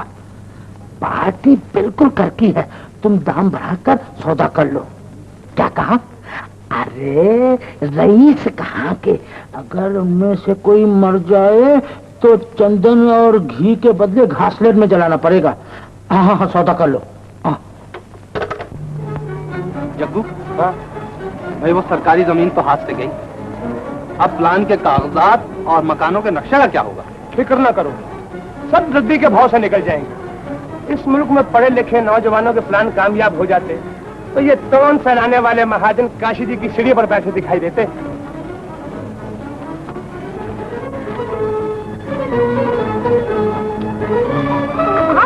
आप लोग यहाँ क्या कर रहे हैं? सांप निकल गया है और हम दोनों लकीर पीट रहे हैं।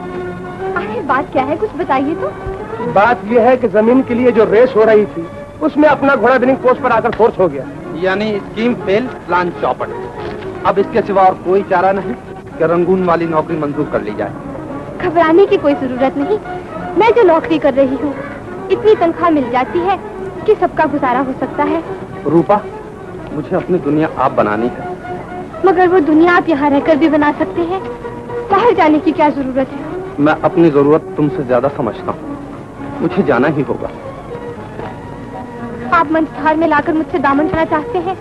मैं मजबूर हो गया हूँ रूपा, इस नाकामी ने मेरे तमाम इरादों पर पानी फेर दिया है। अब रंगून जाने के बगैर मेरे लिए और कोई चारा बाकी नहीं रहा। इरादा करने से पहले एक बार फिर सोच लीजिए। नहीं रूपा, अब मुझे कोई चीज भी अपने इरादे से नहीं बदल सकती। क्या बात है देवी, मैं देर से इन दोनों महाशयों को स्कूल के बाहर चक्कर लगाते हुए देख रहा हूँ। ये आपको परेशान तो नहीं कर रहे? परेशान? हाँ हाँ, ये आदमी मुझे परेशान कर रहा है। अकेले देखकर इसने मुझे लूटने की कोशिश की है। मुझे पहले ही शक था। जिस दिन से स्कूल बना है 36 नौजवानों का चालान कर चुका हूँ। चलिए महाराज। ठहरिए जमादार साहब, ठहरिए। रूपा, मजाक ही मजाक में भैया अंदर कर दी जाएंगे। ये क्या हो गया तुम्हें? इस आदमी ने सबसे पहले मेरा हाथ पकड़ा था। अरे नहीं जमादार साहब, मैं तो मुझ पर दया करो, मैं तो बाल बच्चे वाला आदमी हूँ बाबा। बाल बच्चे रखकर पराही बहू बेटियों को छेड़ते हो, शर्म नहीं आती? चलो सीधा रास्ता। अरे बाबा नहीं। ठहरो, मेरा मतलब है। मैं आपका मतलब समझ गया, आप इत्मीनान रखिए। ये 6 महीने से पहले नहीं छूट सकते। अरे बाबा तुम कुछ भी नहीं समझे। अरे थोड़ा महारानी। क्या? तुम्हारे नरम नरम और नाजुक नाजुक हाथों को जब मैं यहाँ चक्की पीसते हुए देखता हूँ तो दुख से छाती फटने लगती है। मैं तो यहाँ पकड़ कर लाया गया था, तुमने अपने आप को क्यों डाला है इस आफत में? आप फिक्र न कीजिए, माँ का सबसे बड़ा सुख उसकी औलाद है। मैं जो कुछ कर रही हूँ अपनी औलाद के लिए कर रही हूँ। महारानी, याद है वो दिन जब तुम दुल्हन बनकर मेरे घर में आई थी? याद है। हाय, कितने सुहाने दिन और कितनी सुहानी रातें थी वो भी। महारानी, जब वो बीतती घड़ियां याद आती हैं तो कलेजे पे छुरियां चलती हैं, छुरियां। मगर अब अफसोस करने से क्या फायदा, गुजरा वक्त लौट कर नहीं आया करता। अब तो हमें ये कोशिश करनी चाहिए कि रूपा के हाथ जल्दी से पीले हो जाए। जिंदगी के जो सपने हमने अधूरे छोड़े हैं उन्हें हमारी बच्ची पूरा करे। माता जी, वो जा रहे हैं। अरे क्या हुआ बाबा, कौन जा रहा है? वसंत बाबू। वसंत? कहाँ जा रहा है वो? रंगून। उन्हें रोकड़ामल उधारचंद कंपनी ने एक नौकरी दे दी है। रोकड़ामल उधारचंद कंपनी? हाँ। मैं समझ गई, इस कंपनी ने नौकरी क्यों दी है वसंत को? इसलिए कि कंपनी को जरूरत पड़ गई होगी। कंपनी को नहीं, सिर्फ आपको जरूरत पड़ गई है। आप वसंत को यहाँ से दूर भेजना चाहते हैं, मगर सुन लीजिए वसंत हम लोगों की जिंदगी में इतना समा गया है कि हम चाहे भी तो उसे जुदा नहीं कर सकते। रोक लीजिए। रोक लूं? किसे रोक लूं? वो है कहाँ? हवालात में। हवालात में? मैं पहले ही कहता था कि छोकरा हाथ लपक मालूम होता है, जरूर किसी के बटुओं पे हाथ डाला होगा। किसने अपनाई हथकड़ी? मैंने भेजा है हवालात में उन्हें। तुमने ऐसा क्यों किया बेटा? क्योंकि वो रंगून जा रहे थे और जाने वाले को रोकने का इसके सिवा और कोई चारा नहीं था। ये लड़की ने क्या कर दिया है? लड़की ने जो कुछ किया है वो माँ बाप के मुंह पर एक तमाचा है। तमाचा? क्या मतलब? मतलब ये कि इस मुल्क में लोग औलाद पैदा करना जानते हैं, उसके जीवन की रक्षा करना नहीं जानते। रक्षा करना नहीं जानते? तो तुम ये चाहती हो कि उस चिड़िया के गुलाम को रूपा का पति बना दूं? एक भिखारी के हाथ में अपनी बेटी का हाथ दे दूं? नो नो नो, ये नहीं हो सकता। वो भिखारी नहीं, वक्त का सबसे बड़ा धनवान है। आपके पास रुपया है और उसके पास उसके बाजू है।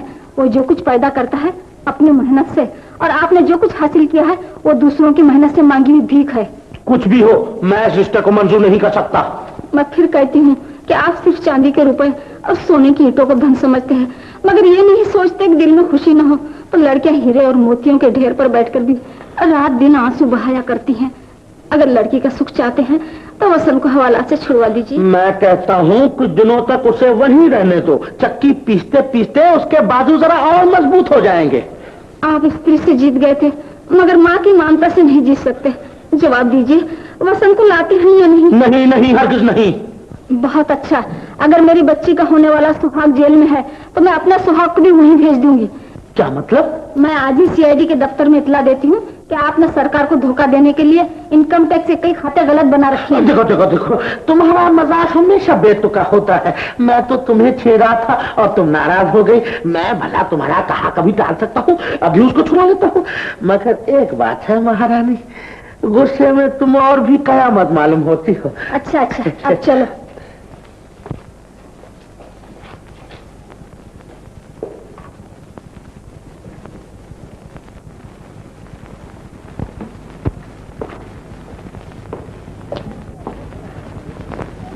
उधर कहाँ चले? इधर चलो। दिलों को जुदा करता है जालिम आसमां, जालिम आसमां। दो दिलों को क्यों जुदा करता है जालिम आसमां, जालिम आसमां। मैं चमन में वो कपस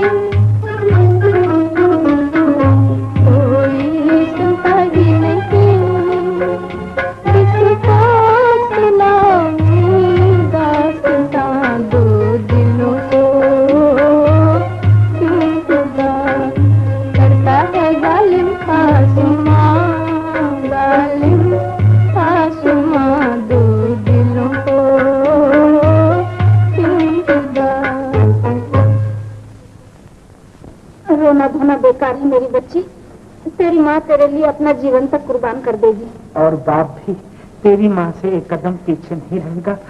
मैंने जमानत देकर बसंत को छुड़ा लिया है। अब उसे रंगून भेजने के बदले यहीं कोई नौकरी दे दूंगा। कैसी नौकरी? अपने दफ्तर में बेटा।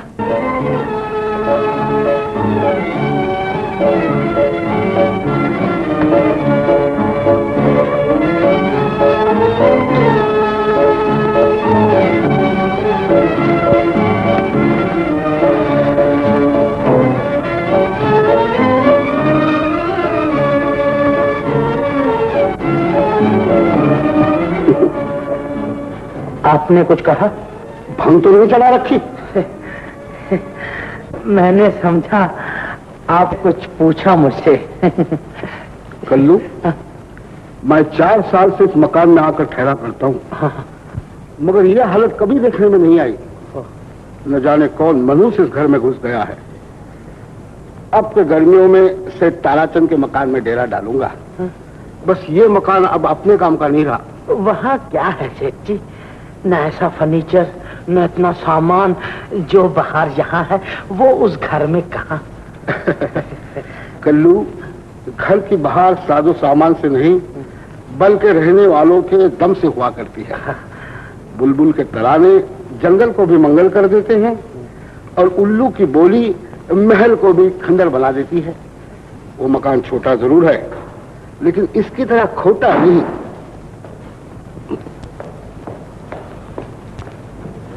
रूपा कहाँ है? अरे भाई, ऊपर होगी। कल्लू, वसंत को क्या हुआ है?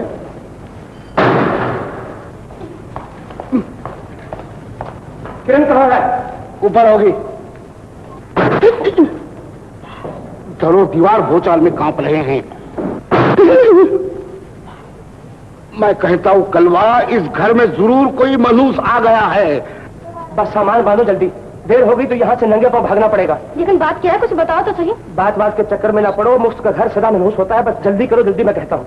सामान तो बांध देंगे, लेकिन ये सोच लो जाएंगे कहाँ? जहाँ भी जाएंगे इस घर से अच्छे रहेंगे। रात को दरबान के डर से चौंकना तो नहीं पड़ेगा हमें। मैं कहती हूँ जवान बहन, नन्हा बच्चा, दिन को धूप रात को ओस, कुछ सर्दी गर्मी हो गई तो सड़क पे सब ढेर हो जाएंगे। बात तो है सोचने वाली। मकान मिलने से रहा, सड़क पर रह नहीं सकते, अब जाए कहाँ? जरा ठहरो, मैं भैया से मशवरा कर लूं।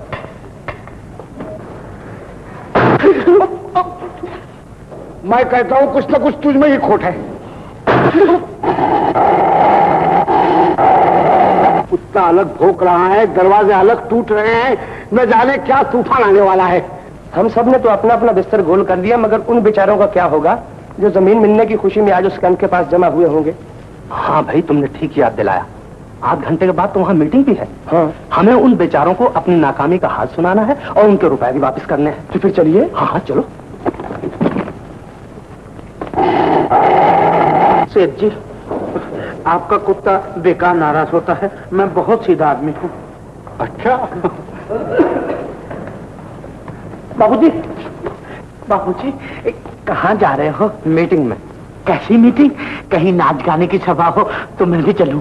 नहीं कलवा, ये नाच और गाने की सभा नहीं, बल्कि चंद मजबूर और लाचारों की मीटिंग है। मैं उन्हें बताने जा रहा हूँ कि गरीबों की किस्मत भगवान से जीत सकती है, लेकिन धनवानों से नहीं जीत सकती। बहुत अच्छी मीटिंग है, मुझे भी ले चलो बाबूजी। हाँ हाँ चलो। कलवा, तू कहाँ जा रहा है इनके साथ? अपने का देर हो गई तो आज की मजदूरी कट जाएगी, समझा? मजदूरी? ये लो सेठ जी, 2 आने काट के मैंने पूरा 1 रुपया जमा किया है। ये आज की मजदूरी समझ लो। आओ बाबूजी।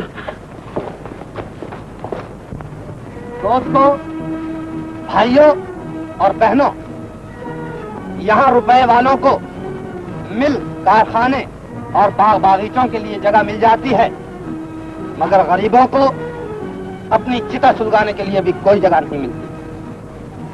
आप लोग उम्मीद लेकर आए हैं, मगर आंसू लेकर वापस जाना होगा, क्योंकि ये जमीन जिसका हमने अपनी झोपड़ियां बनाने के लिए सौदा किया था, इसे सेठ कालिदास ने खरीद लिया है।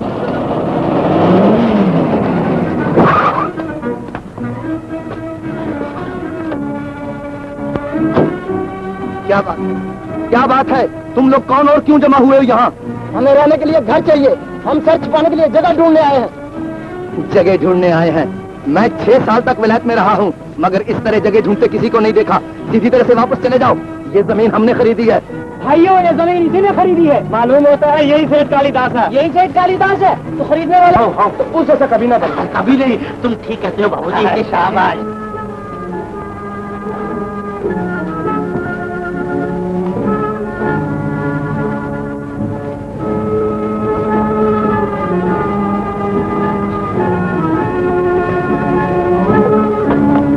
बाबूजी, मैंने कहा कहाँ जा रहे हो? जहाँ आदमी आदमी का दुख न समझता हो, वो घर नहीं नर्क है। मैं इस नर्क में नहीं रहना चाहता। ऐसा न कहो बाबूजी, घर धरती माँ के बराबर होती है। माँ को छोड़कर कहाँ जाओगे? मैं क्या करूं कल्लू, माँ की आंखों में सिर्फ आंसू ही रह गए हैं। अब मुझे यहाँ से जाना ही होगा। बाबूजी, जाने से पहले गरीब की भी एक बात सुनते जाओ। अच्छा कहो, क्या कहना चाहते हो? बाबूजी बैठ जाओ, बैठ जाओ बाबूजी। मेरी राय है जाने से पहले सेठ कालिदास से मिल लो। वो तुम्हारी स्कीम सुनकर शायद मदद करने के लिए तैयार हो जाए। अरे भाई, जिसके दरवाजे पर पहरेदार चिमटी से भी पासपोर्ट मांगते हो, वहां मुझ जैसे कड़ियल जवान को कौन जाने देगा? और मैं जानता हूं कि उससे मिलने का कोई फायदा नहीं। नहीं नहीं बाबूजी, कभी कभी जहर भी अमृत का काम देता है। तुम उससे एक बार मिल तो लो, शायद वो तुम्हारे लिए बुरा साबित ना हो। बाबूजी, मेरा बड़ा भाई सेठ कालिदास की दाढ़ी बनाता है। मैंने उसके जरिए तुम्हारी मुलाकात का बंदोबस्त किया है। तुम 2 घंटे बाद वहां पहुंच जाओ, वो तुमसे जरूर मिलेगा। अच्छा कल्लू, अगर तुम ये चाहते हो तो मैं जग्गू को लेकर पहुंच जाऊंगा। जरूर पहुंच जाए।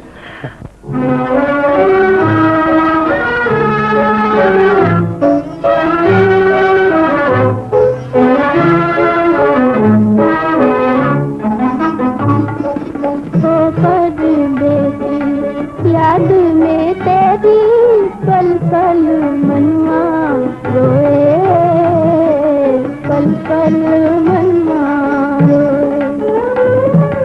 ओ परदेसी, याद में तेरी पल पल मनवा रोए, पल पल मनवा रोए।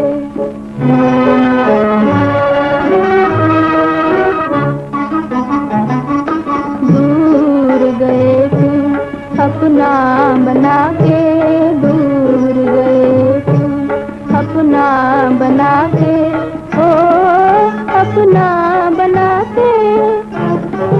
मन में हमारे प्रीत जगा के, मन में हमारे प्रीत जगा के। साजन सुने आँख जो कहती, सुख जागे सुख सोए, दुख जागे सुख सोए।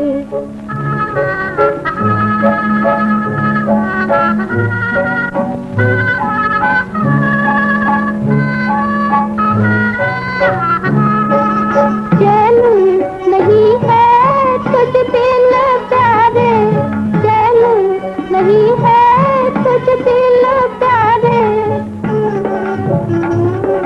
टूट गए सब दिल के सहारे, टूट गए सब दिल के सहारे।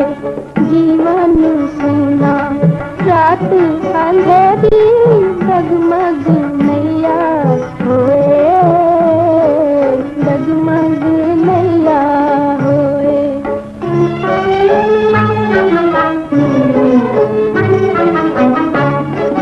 कैसे कटे दिल ये तो बता जा, कैसे कटे दिल ये तो बता जा।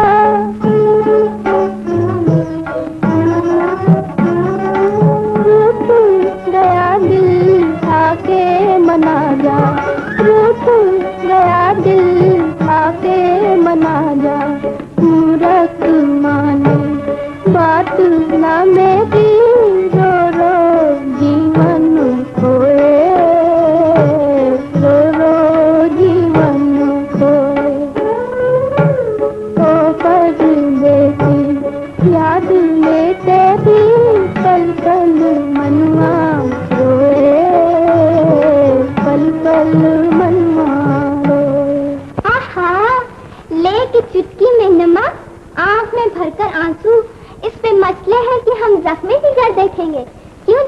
है ना यही बात?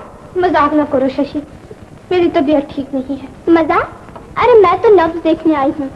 सुना है मोहब्बत का बुखार निमोनिया के स्टेज पर पहुँच चुका है। शशि परेशान न करो। मैं कहती हूँ दुनिया में सब कुछ करना, मगर मूंछ वालों का भरोसा कभी न करना। तुम ठीक कहती हो, भरोसे की डाली में फूल कम और कांटे ज्यादा होते हैं, और कांटे भी वो जो चुभते हैं। मैं भी उस धोखे में पड़ गई थी, मगर मालूम हुआ कि ये कड़वी गोलियां आसानी से हजम नहीं हो सकती। फौरन कान पर हाथ रख लिया। सच पूछो तो बेवकूफी का दूसरा नाम मोहब्बत है। मोहब्बत की नहीं जाती, हो जाती है। तुमने कभी किसी से मोहब्बत की है? हाँ, बसंत बाबू से की तो थी, मगर बसंत बाबू से? जी हाँ, मैं उन्हें मीठा आम समझी थी, मगर वो एकदम कड़वे बादाम निकले।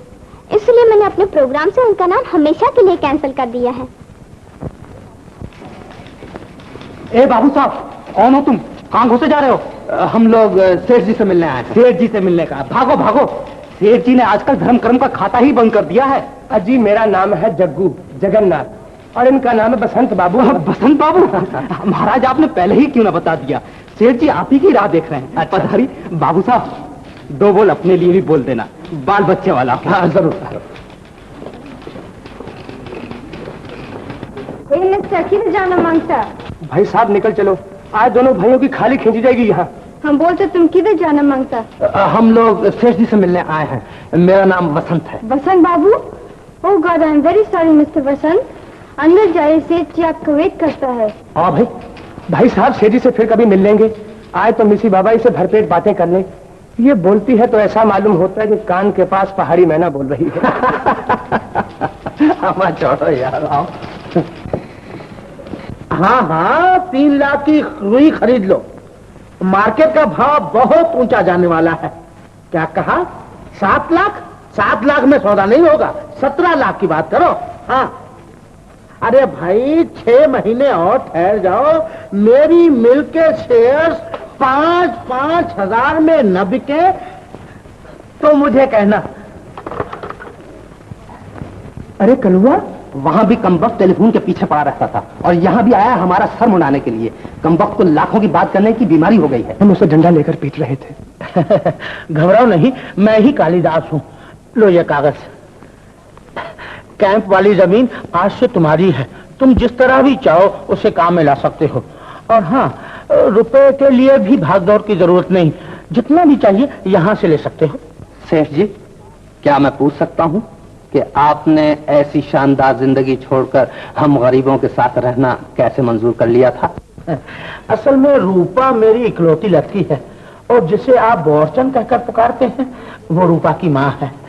ये जो कुछ भी हुआ है वो रूपा की वजह से हुआ है। रूपा की वजह से? हाँ, अगर वो मुझे मजबूर न करती तो मैं गरीबों की जिंदगी को इतने करीब से शायद कभी न देख सकता। रूपा मेरे घर में बेटी बनकर पैदा हुई, मगर मेरी जिंदगी में गुरु बनकर उजाला किया है। अब से मैं भी तुम्हारी तरह एक मजदूर हूँ।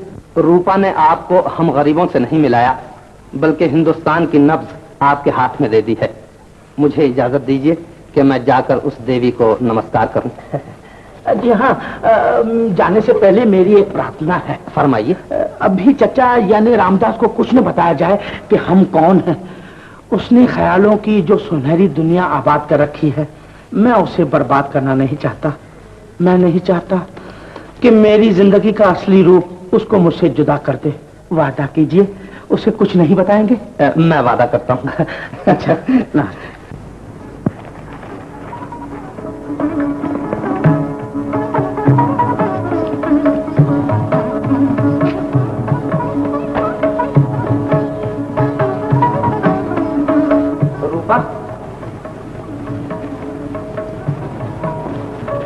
रूपा, तुम औरत नहीं देवी हो। शुक्रिया। बातों में वक्त बर्बाद मत कीजिए, आपका रंगून का जहाज जाने वाला होगा। नहीं नहीं, अब रंगून जाने की कोई जरूरत नहीं रही। हम दोनों यहीं रहेंगे और मिलजुल कर काम करेंगे। मैं आज तुम्हारी खिदमत में अपने दिल का नजराना पेश करने आया हूँ। मैं ऐसे कबूल नहीं कर सकती। इनकार की वजह? कभी इधर कभी उधर, कभी यहाँ कभी रंगून। ये दिल है या फुटबॉल? मैं कहता हूँ फिर सोचो, ऐसा दिल तुम्हें ढूंढे से नहीं मिलेगा। आप इसे वापस ही ले जाइए। किसी कबाड़िया की दुकान पर निकल जाएगा। तो इसका मतलब ये हुआ कि मैं यहाँ से चला जाऊँ? जी हाँ। अच्छा तो मैं जाऊँ। प्रणाम। सुनिए, आप जा कहाँ रही हैं? यहाँ से बहुत दूर हिमालय पहाड़ की सबसे ऊंची चोटी पर। वहाँ क्या करेंगे? संन्यास लेकर बैठ जाऊंगा और वहीं से दुनिया वालों को ये समाचार भेजा करूंगा, मैं जो ये जानता प्रीत की ये दुख हुए, मगर ढंडोरा पीटता प्रीत न करिए कोई। जाइए, भगवान आपकी मनोकामना सफल करे। बहुत अच्छा। प्रणाम। सुनिए जी। संन्यास लेने तो जा रही है, मगर उन गरीबों का क्या होगा जिनके उद्धार का बीड़ा आपने उठाया? तुम मेरी तरफ से माफी मांग लेना और कह देना कि जिंदगी की सड़क पर न एक टांग का घोड़ा दौड़ सकता है और न ही एक चक्के की टमटम। जब तुम्हें ने मेरा साथ देने से इनकार कर दिया है तो मैं अकेला कर सकता हूँ। अच्छा मैं जाता हूँ। सुनिए जी। फरमाइए। मुझे आपका नजराना मंजूर है। वो काटा। देखा, इसे कहते हैं मोहब्बत के दो पेच। अच्छा सुनो, दिल का नजर तो एक बात और मान लो।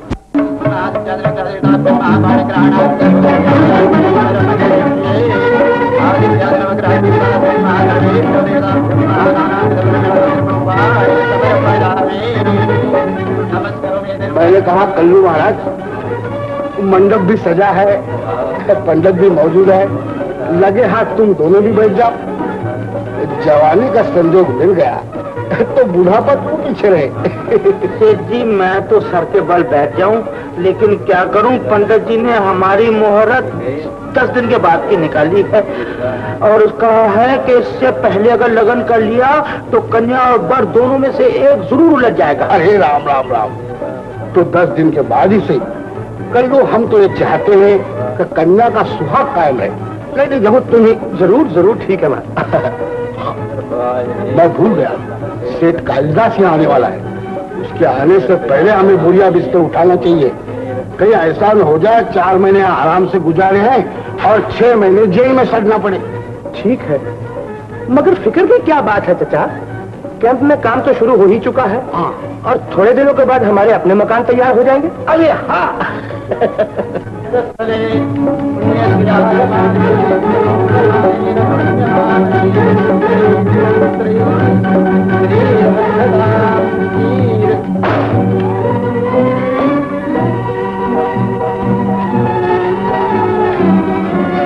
अच्छा चाचा जी नमस्ते। नमस्ते। जगू जरा बच्चे का ख्याल रखना।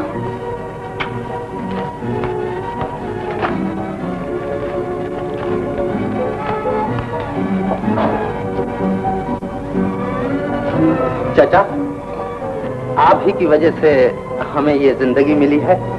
मेरी प्रार्थना है कि आप भी हमारे साथ चलिए। मैं? जी। अरे मुझे साथ ले जाके क्या करोगे भैया? कोई ऐसी चीज ले जाओ जो तुम्हें काम आए। जन्म पिताजी ने दिया था, मगर आदमी आपने बनाया है। मैं आपको अपना गुरु समझता हूँ और गुरु से बढ़कर दुनिया में और कोई चीज नहीं है। एक चीज और है भैया, जिसे सब भूल चुके हैं, तुम्हें नहीं भूलना चाहिए। फरमाइए वो क्या चीज है? गरीबों की दुआ, दुख दर्द का ख्याल। याद रखो, जब तक हम गरीबों के दुख को अपना दुख नहीं समझेंगे, अपनी मातृभूमि को सुखी नहीं कर सकते। मैं वादा करता हूँ कि उन्हीं की खिदमत में अपना जीवन बिता दूंगा। तो जाओ, भगवान तुम्हें कामयाब करे।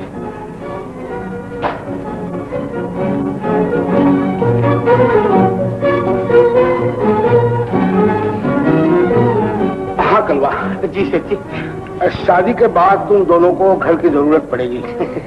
ये है सेठ ताराचंद के मकान की चाबी। जब तक मजबूर होकर से निकलना न पड़े, वही हनीमून मनाते रहना। लेकिन सेठ जी, हम लोग को छोड़कर आप कहाँ जा रहे हैं? भाई मैं मसूरी जा रहा हूँ, क्योंकि वहाँ आज सेठ कालिदास की कोठी भी होने वाली है। सेठ कालिदास की कोठी? हाँ।